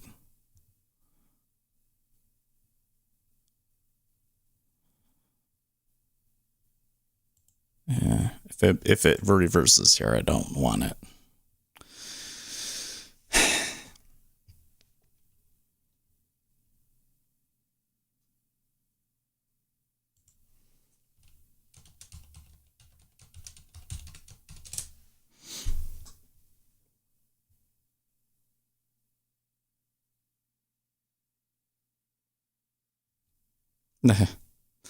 Wall Street Journal tweets scams are running rampant in the cryptocurrency market as a huge rally in Bitcoin, a lack of regulation, and the anonymity of digital money have created a ripe environment for fraudsters. I think that the overall market is a ripe environment for fraudsters right now. So there's AMC. And we come down here, we'll put in MSTR. MSTR not looking so hot today. My eyes deceive me. Show extended hours. Candlestick standard. Their defaults are just retarded. Okay, yeah. So they're down a little bit today. MSTR. So we should keep an eye on the VIX here because the VIX is kind of showing us like, yeah, they're a little bit higher than last week, but it's not taken off yet. Not yet. That last move down might trigger a bit more. Did you say they were saying Trump had his pants on? No, I didn't see that. Is Ace still in?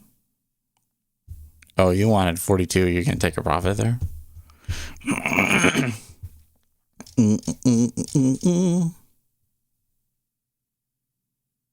See, I'm guessing Ace. So say we came back to this moving average here at 42.25 and it kind of sputtered out. That's where I was like, even if I get a bounce here, I'm not so sure I want it. If we had like pushed convincingly to 42.26 perhaps, would you have maybe taken profits? That's the question in my mind.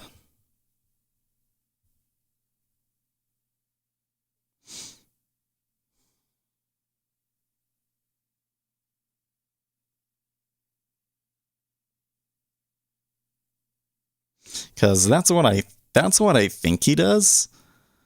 There's problems with that, but in this situation, it's going to work.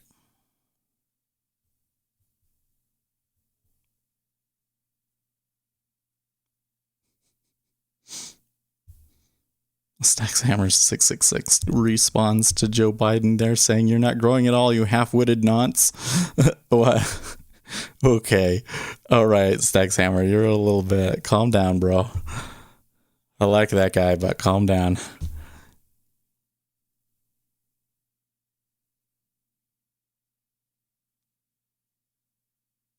Pens might have bunched up as a story.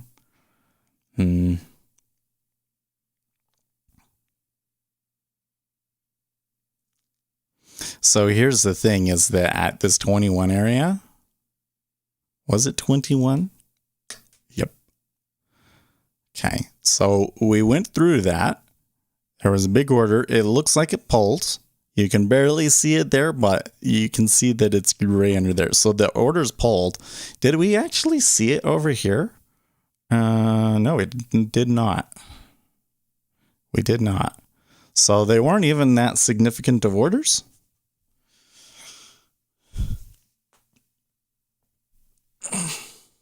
Oh, that's interesting. Jay caught a short there, and he got it almost perfectly. So perfectly, I almost wonder how he got. Well, he certainly would have gotten filled, assuming no lag. Well, I guess what I'm saying is I can determine that it's possible for him to have gotten filled, but I don't. It's still a little questionable. Here, actually, do you see that? It's just off of the high, just off of the low. So it looks like it's possible for him to have gotten filled, but you know, that might be one where the backtester's not a guarantee. Lumber is a limit down, says IG Squawk.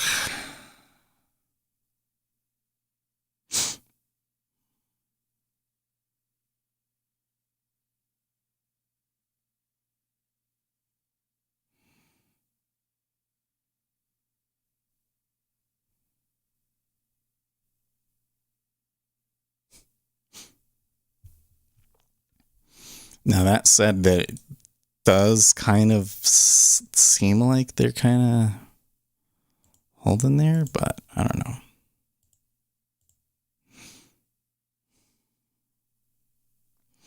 Treasuries are still stuck.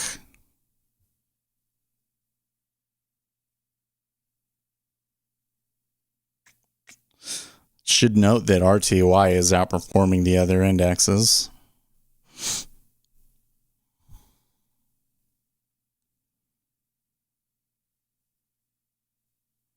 What does this chart on the right track? So what I have is I have a one range chart overlaid on top of a 5-minute chart. That's what the backgrounds are. And then I've just got 2 moving averages.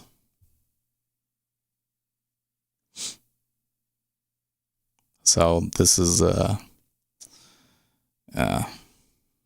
forget what, it doesn't matter. This is just a moving average. It's mostly there because it's pretty. I wouldn't necessarily say that it's like a great way to trade, but because of some of the things that some of the guys here in the channel look at, it makes it easier for me to track and understand what it is that what they're thinking and doing by having it there. Honestly, though, I could get rid of it. I could get rid of it. And just watch the 1-minute chart over here. The thing was, I could put a bunch of DOMs down there, but I like being able to look across here. So having the DOMs down there doesn't really help.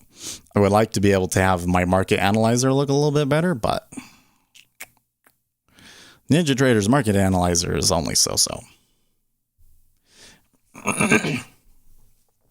Those sorts of things matter more to me. Keeping track of all of the different instruments and correlations and stuff. That's why I'm still a little bit ho-hum. Like, okay. Oh, you know what? We don't even have it open here, by the way. Where did it go? This one right here. There we go. Okay.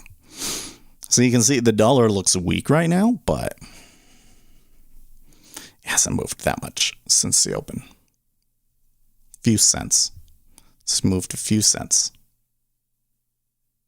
Put it like that to put some context into it. And you can see here, we're only trading like 200 contracts.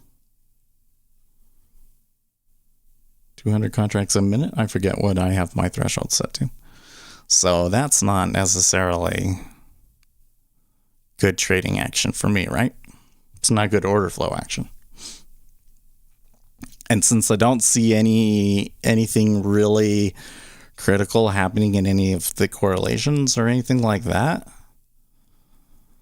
I have been watching for a reaction here as they go lower, but they haven't done it.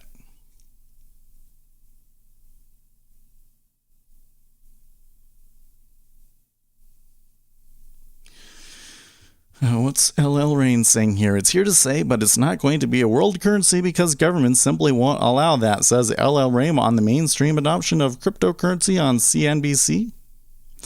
Yeah. Do you see this thing about the El Salvador, that they've made it legal tender now in El Salvador? And like all of the Bitcoin guys were like going gaga over that. But I was thinking about like things that have happened recently in El Salvador and the problems they've had with gangs and stuff like that there. And I'm like, I would be a little bit skeptical and wary about that, frankly.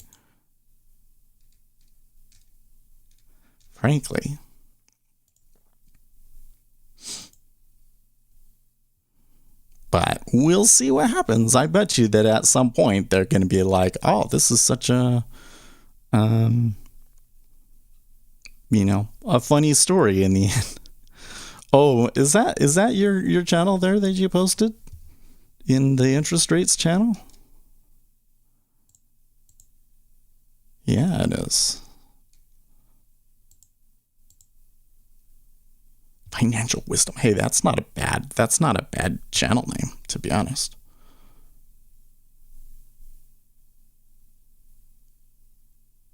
Wow. Considering I'm somewhere north of 200 books in the trading space, I never thought people would be interested. That actually is very, very interesting. Yeah, we'll go and browse because I don't think you've posted the channel link before.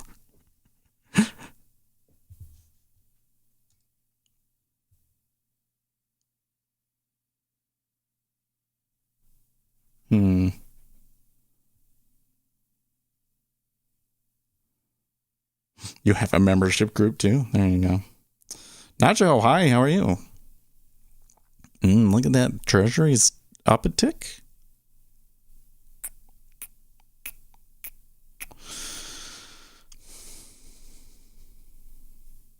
They gonna do the level break thing here?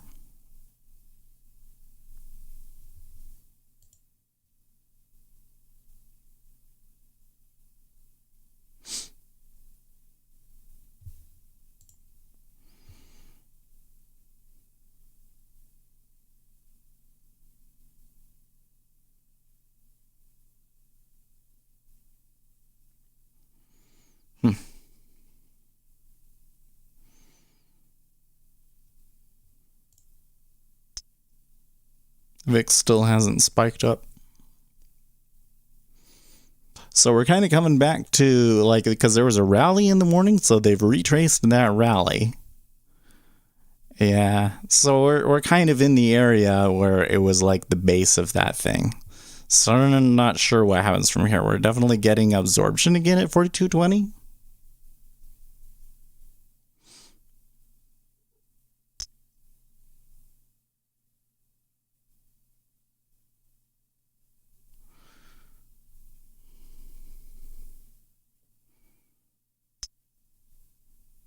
Yeah, so I am seeing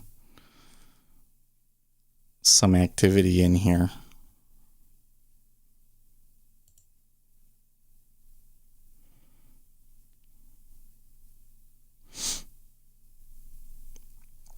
It's not it's not quite what I usually like to see.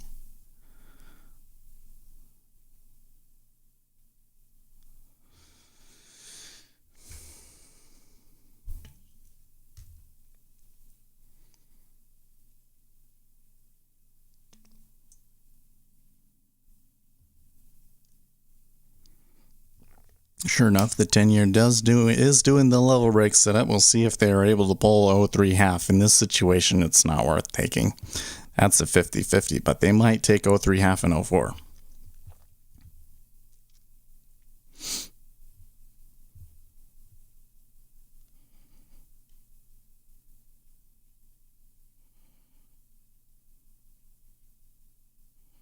Forex Alive mentioning USD CAD buyers and sellers battling it out. Dollar continues to be weak. They're going to touch 90 here. They're going to go below 90. That might spark a bit of buying in the E-mini.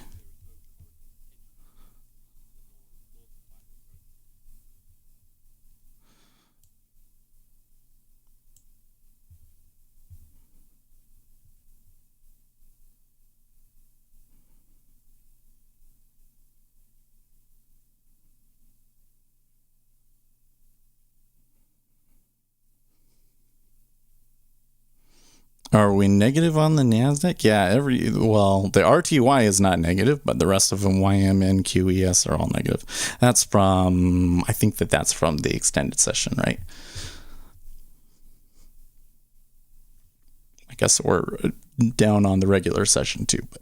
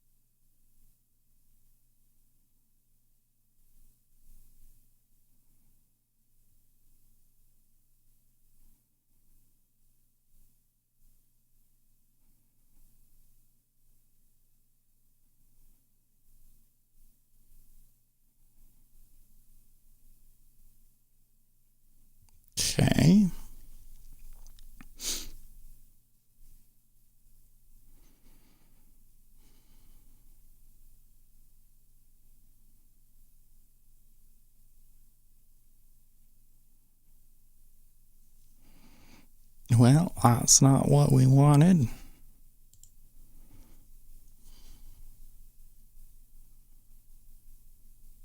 Thing was, is we started to get like a little bit of activity there that kind of got me in, but then it sputtered out really quickly, didn't it?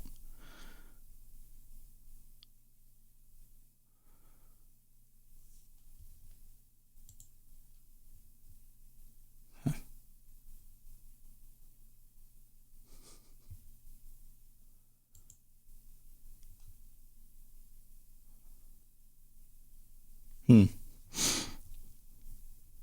Well, you certainly. I mean, what are we? We're down. We're down a good 10 points. So it's not like there's not like price movement per se. It's just like the volatility of the price movement and the volume that's coming through is really light. So I guess the thing when I get at is like it's going down. Why? Nah, I don't really know. It doesn't really look like there's any reason for it to be up, down. Although maybe there wasn't a reason for it to be up to begin with. Still a lot of absorption there, though. 3.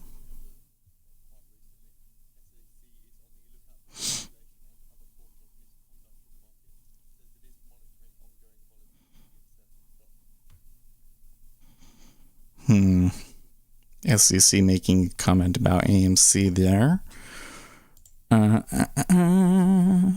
Still not seeing the VIX trade up though. AMC is coming back.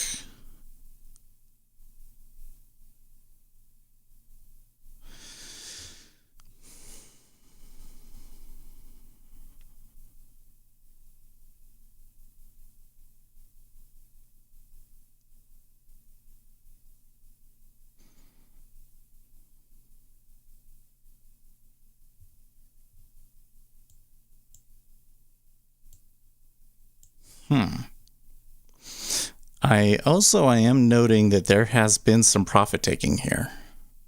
The shorts have been taking some profits at 20, according to my model.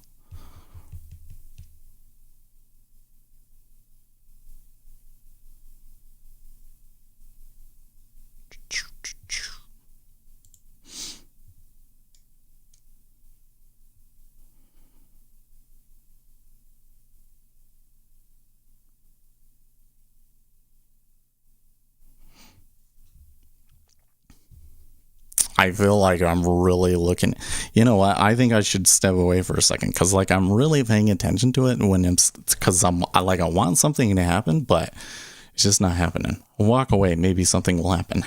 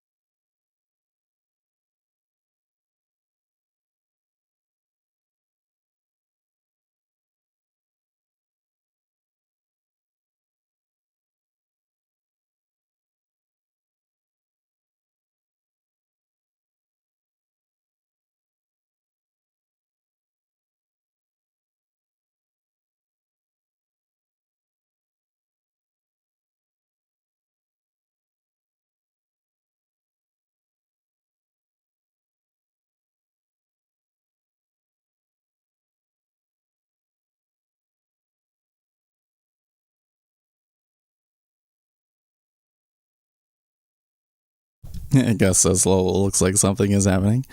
I don't know. Actually, it's not terrible. There's definitely some absorption down in here.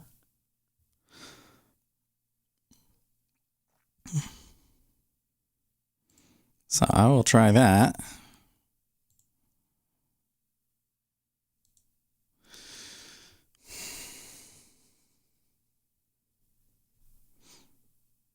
Oh yeah, there you go.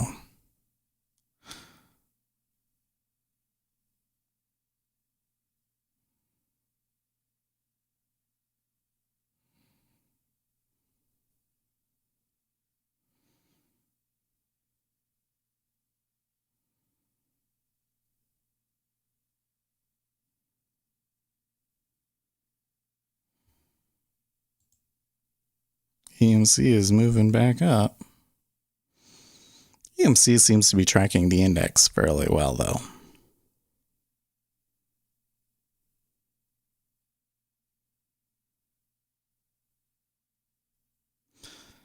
And the VIX never got over 17.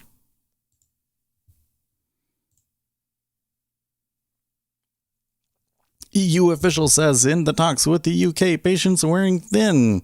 They're really upset about the border with Ireland and all that sort of stuff. And they were even like threatening sanctions and stuff. So.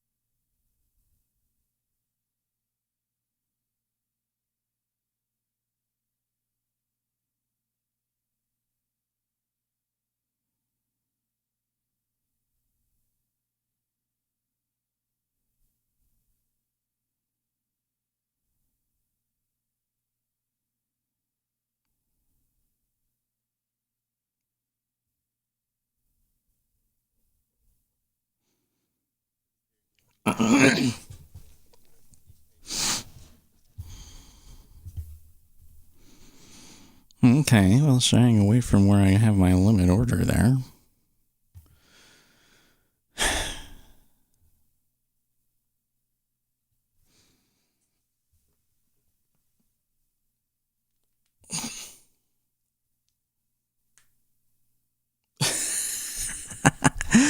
There's this whole thing that the SEC said they're on the lookout for manipulation and other forms of misconduct. And somebody here on Twitter is saying, until you put Elon in jail, we don't want to hear it. That's funny. Hey, okay.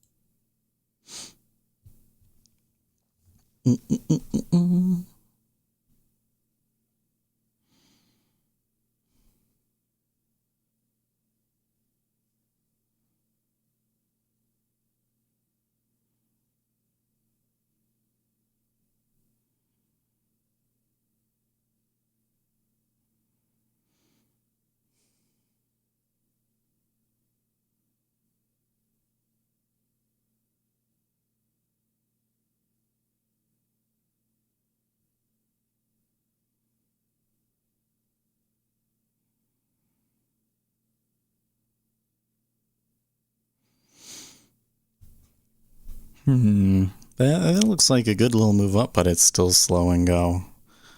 There's a little bit more volume. Well, there was. And now the 1 minute volume is just about a little above 100. There you go, 300.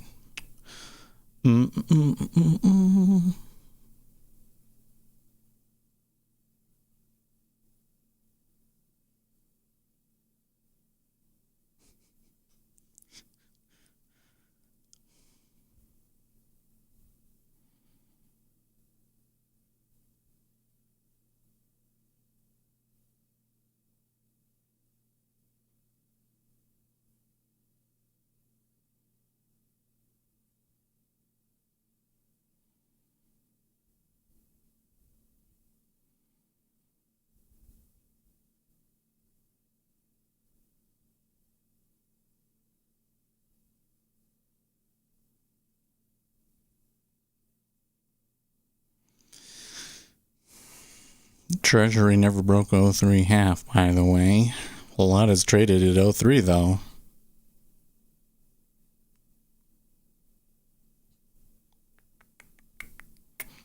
Dollar's still kind of hovering there.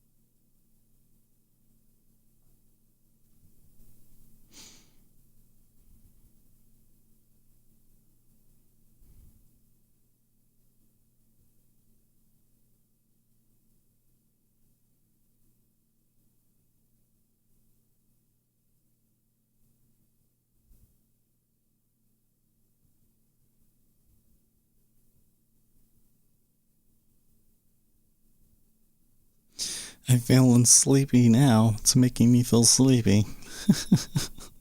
That's market action. Well, almost 8:30 my time. We're kind of in the reversal time period.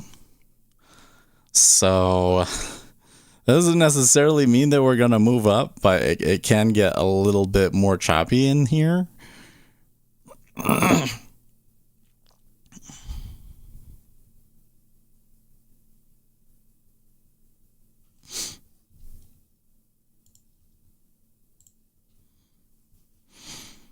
This has been sitting there long enough that they may well try and clear 03 half, so I should be prepared for that.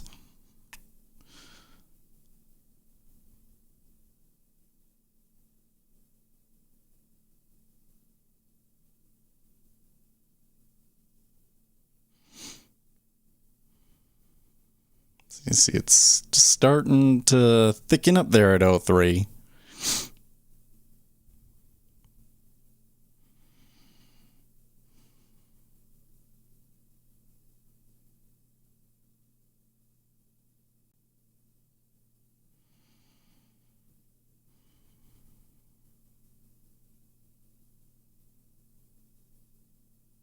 Good trading should be boring. Not this boring, man. This is a little too boring.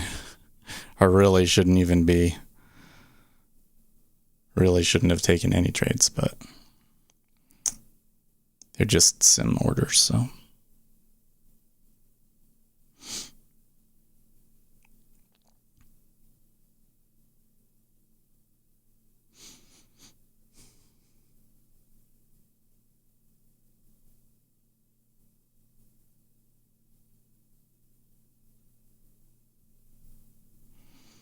Okay. Looks like they're going to go for it again.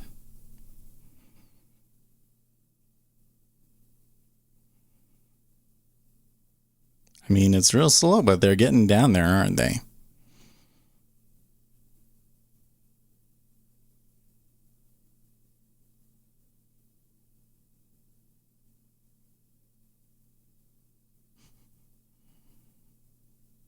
Former President Trump, Bitcoin just seems like a scam. I don't like it. I want the dollar to be the currency of the world. There you go.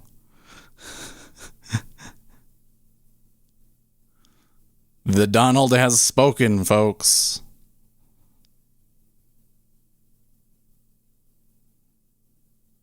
I wonder if I'm going to see anybody on the Donald Trump places talk about that. So I'm pretty sure there's a couple of, well, actually, they haven't really been so interested in the market stuff as much as other people, like Reddit especially.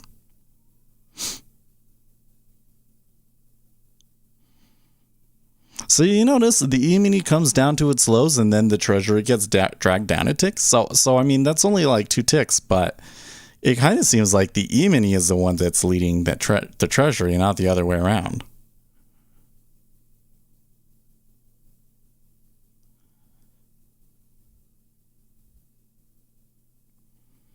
That was. We gotta wait for this next minute to pull out, but that looks like that was a 1 minute pivot.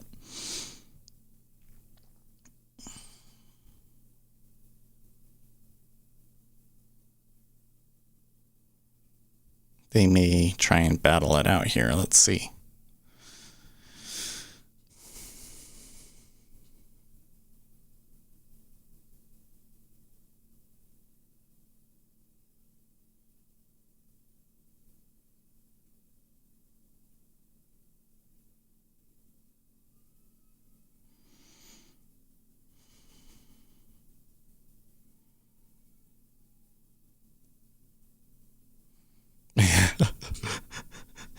Ace asked if RJ was wishing he was still in, and RJ says no. And that's exactly what I was thinking. I was like, dude, if I had caught a winner off of that and had gotten 10 points in this kind of action, you damn straight, I would be happy. I'd be so happy about it. And, you don't want to be trading this. Like, yeah, it was we're only like a point below where he took it off. So he could frankly get in right now and he'd only have lost a point. Assuming that it goes lower, which we still don't know. That wasn't a confirmed pivot, so we were going to have to... They're going to sit and chop around here a bit.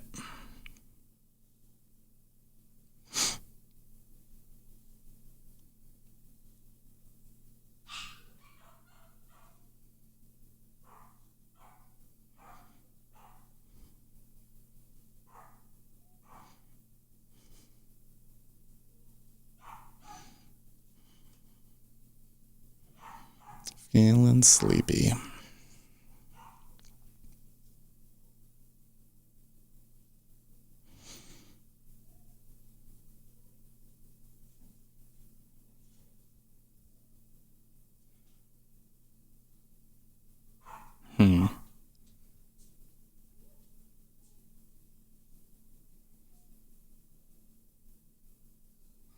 Another little bit of steepening there in the curve, but that time it was from the 30-year getting crushed.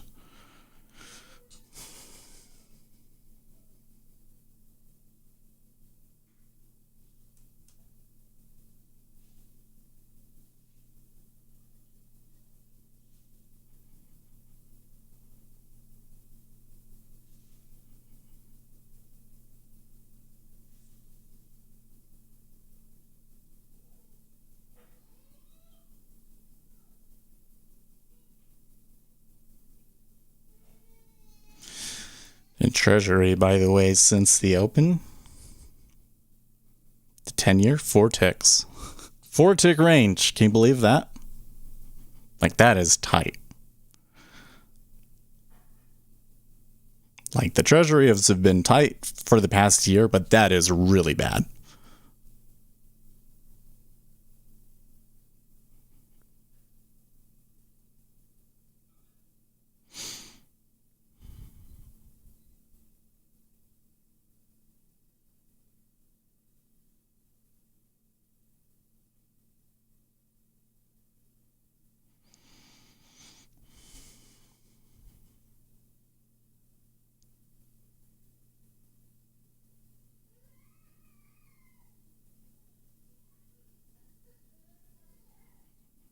Okay.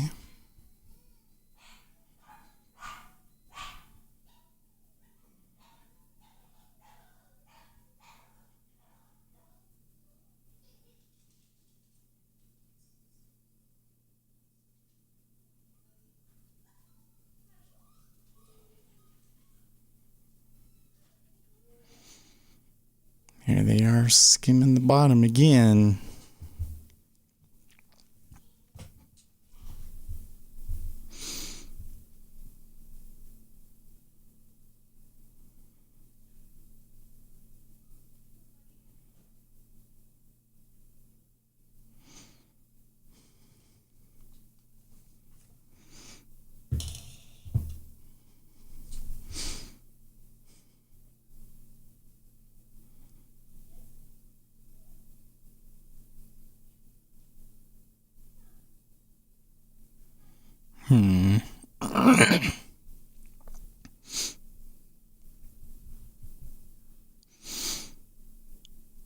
Still got about 7 minutes left in the reversal time period. Treasuries just ticked down again there. Well, the 10-year did, at least. They're going to hit 1/2, huh?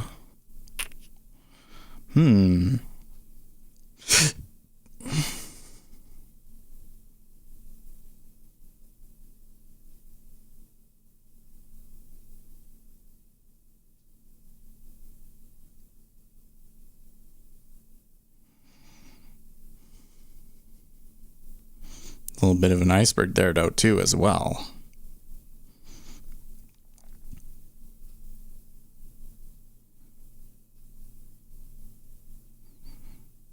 Okay, so that is definitely a pivot confirmed pivot low in a 1 minute chart.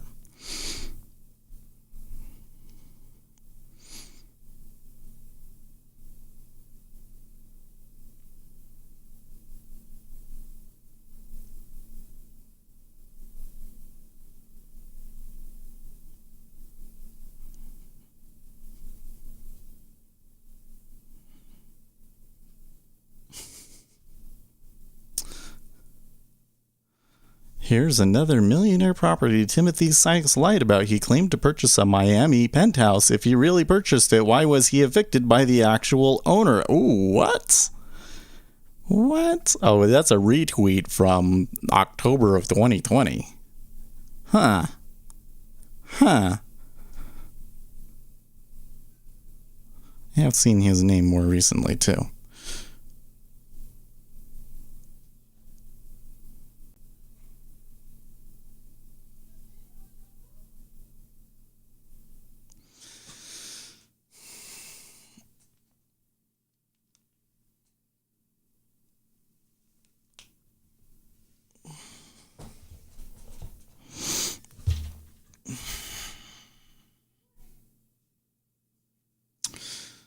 Okay.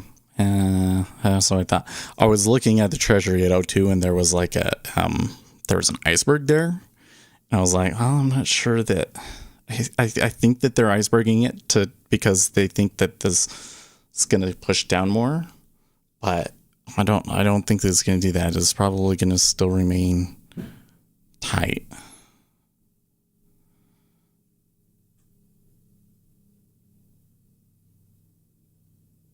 And in fact, if I can get that, I'll take it.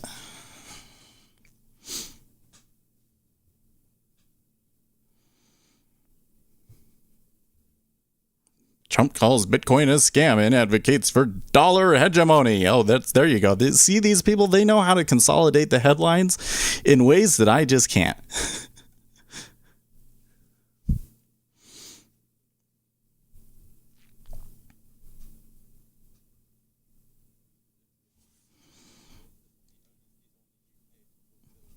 Advocates for dollar hegemony. See, let's put that in our title here. That's interesting to me. So there's nothing else interesting happening today. So let's just put that as a good, interesting title. Okay.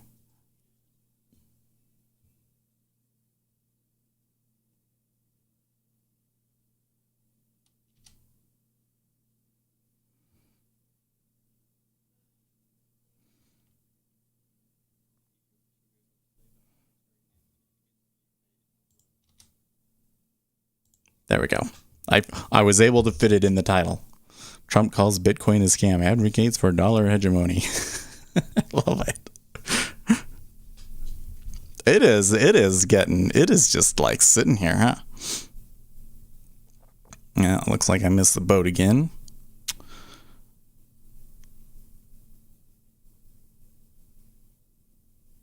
Which Discord channel you go to after the... Well, I follow all of them, but the majority of the activity is in the equity indexes, right? A lot of people just message me, so I do spend a lot of time in private messages.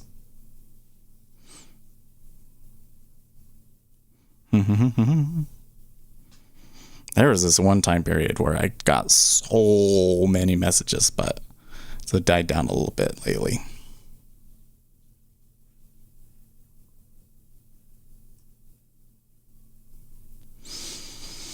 But people must think I'm boring.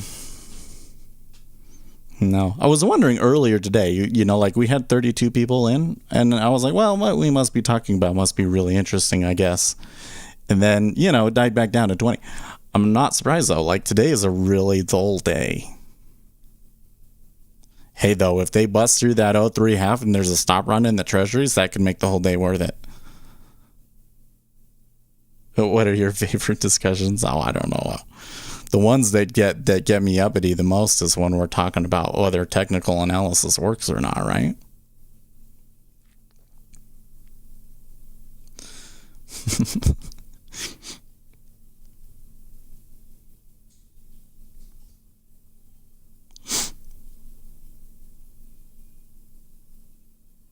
It's like it's so close and then just like nothing happens.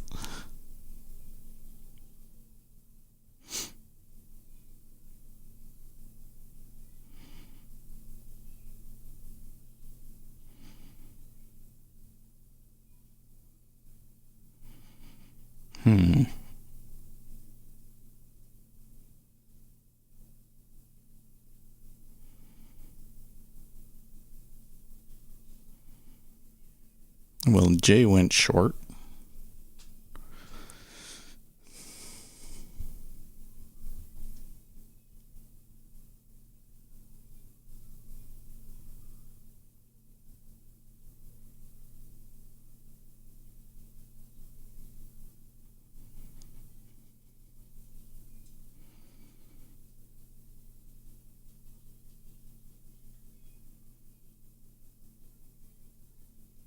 Okay.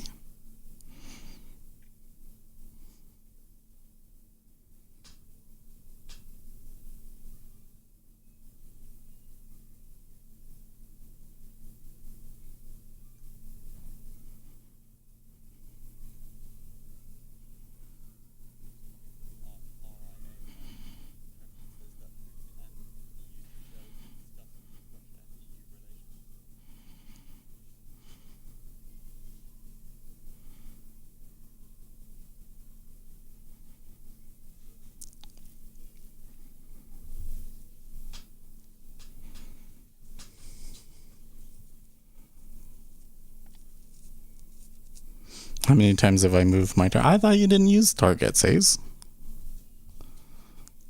I thought you just always trailed it.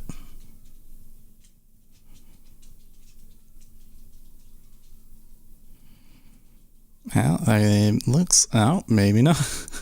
I was like, they're gonna finally tick a new low in the E-mini. Like, this is getting a little ridiculous, to be honest with you. Oh, and UFOs. UFOs take that YouTube out. No, today's discussion is that Trump calls Bitcoin a scam and advocates for dollar hegemony.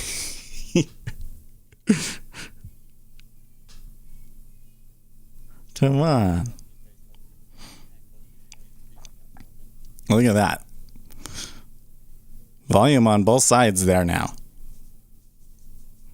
Big iceberg. Oh, they traded 21.56 into 42.1750. I don't know if this thing is gonna pop up. It's looking like a descending triangle, right? But if it reverses, it could go hard. Okay, so there was the stop run. It was very brief. Yeah, that's not necessarily the way you want the stop run to play out if you're a bear. Yeah.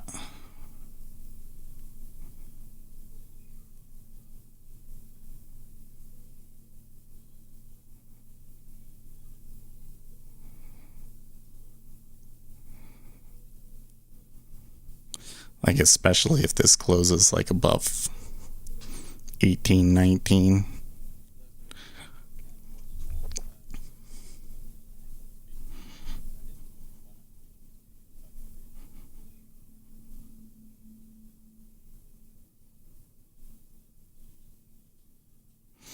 Hmm.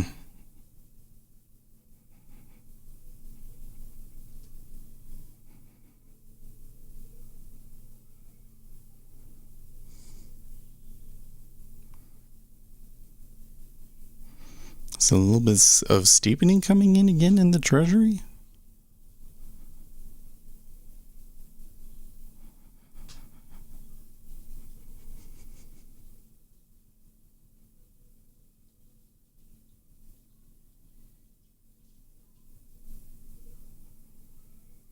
Hmm.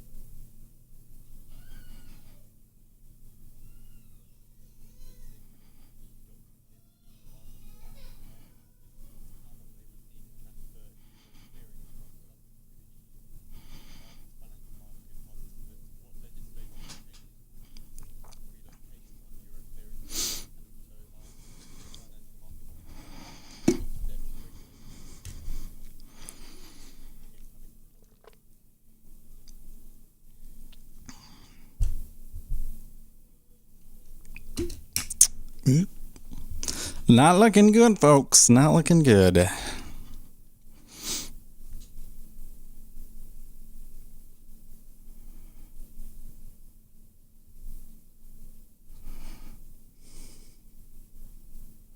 My job is to argue with them on anything. I don't pay. I wish I had a job that I could pay you fairly for. I need to hire writers. That's what I need. There you go. Well, that's a little bit beyond what was in the overnight now, isn't it? Oh, okay. Now, overnight low was 42.14.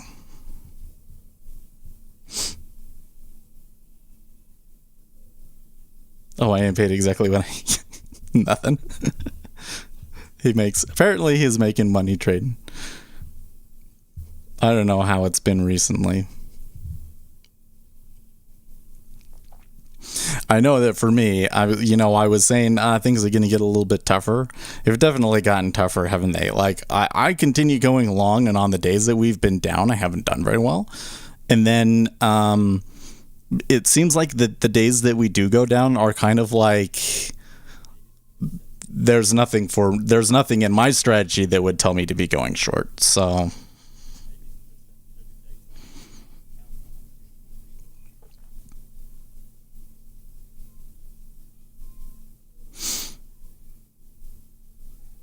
but see, like this move down here, that's a way more trend than I thought, for sure.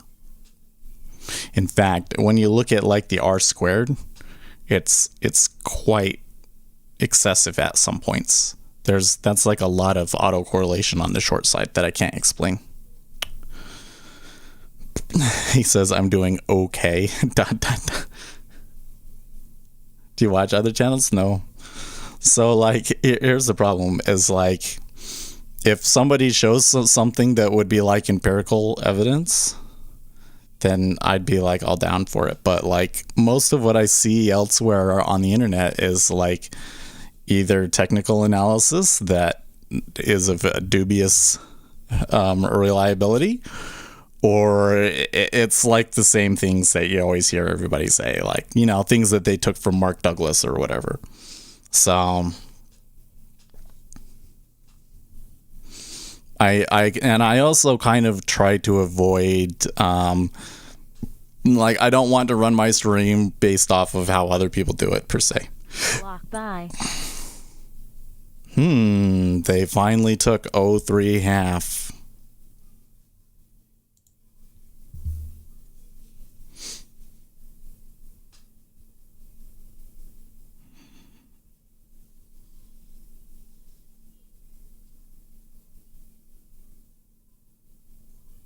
They think they're going to plow into '04 too?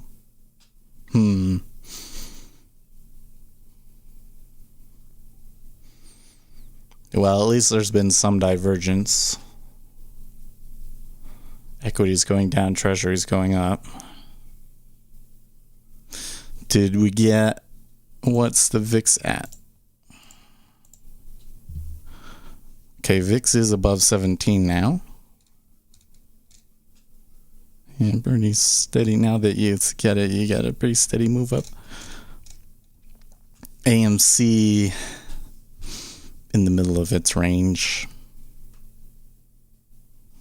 Oh, this worked. Okay.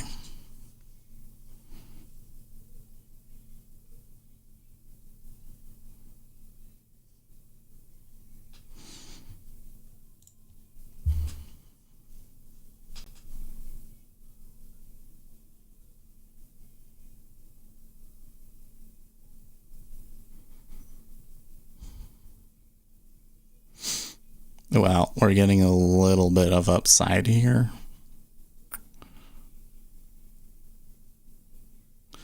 Does look like that 18 is maybe a little bit of a hole.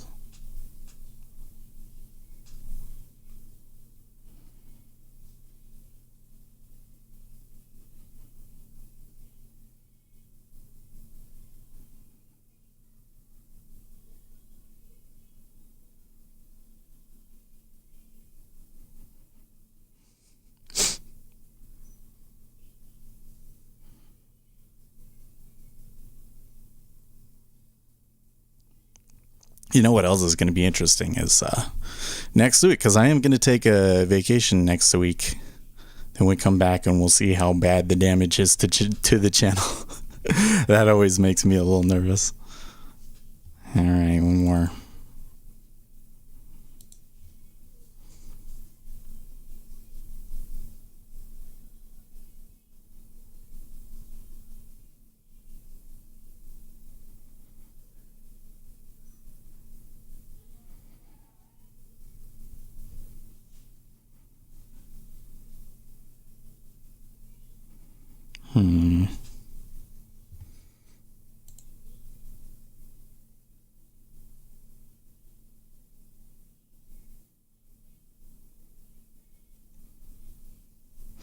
So my algorithm took a short at 42.16, but it looks like it didn't get filled on the downside. It doesn't think that it got filled. I think that it would have, but for some reason the algorithm doesn't think that it would have gotten, their NinjaTrader doesn't think that it would have gotten filled.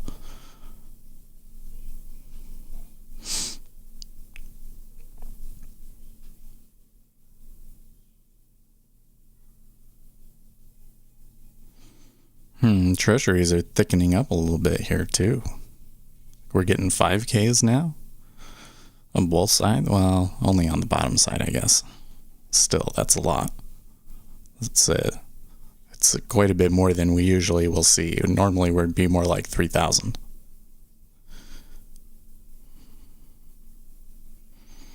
Getting much better long trend come in. This is actually one of the better upside moves we've had so far. Believe it or not, that's all it takes. That's how bearish it's been. It's been really bearish today, man. This is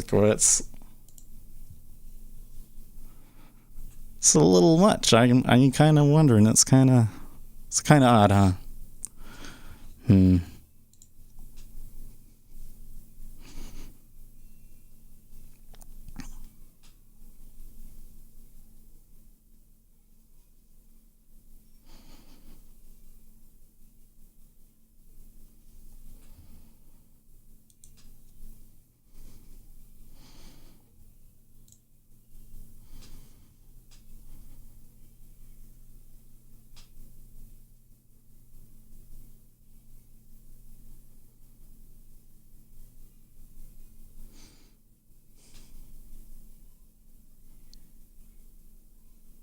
Oh yeah, it's almost time for us to get going. Man, that last little 30 minutes kind of went through quickly. Well, how you guys feeling?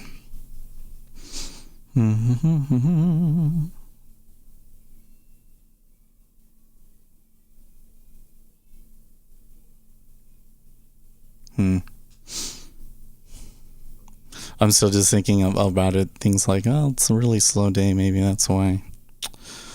When I'm starting to get to 16, I'm like, okay. Well, I always say it like I'll always be here, but there's a certain point. It's like if there's only 2 people watching for a month, then maybe it's time to give up. Just make the videos. But that could be because it's pushing my other video. We should go check that out real quick.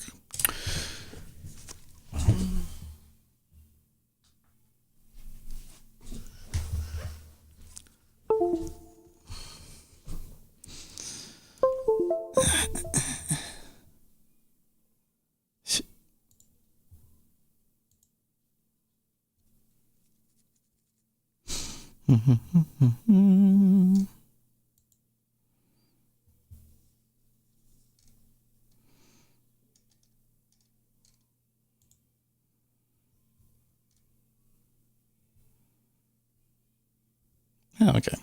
That's not terrible. About 20 views on that one. So, hey, I got a new video out today. So if you guys go watch that video, give it a like and all that sort of stuff, that really helps the channel out. And yeah, I'll be in Discord. So if you haven't checked out the Discord, make sure you check that out. And we'll see. I do still expect it to be kind of slow, so kind of be a little careful.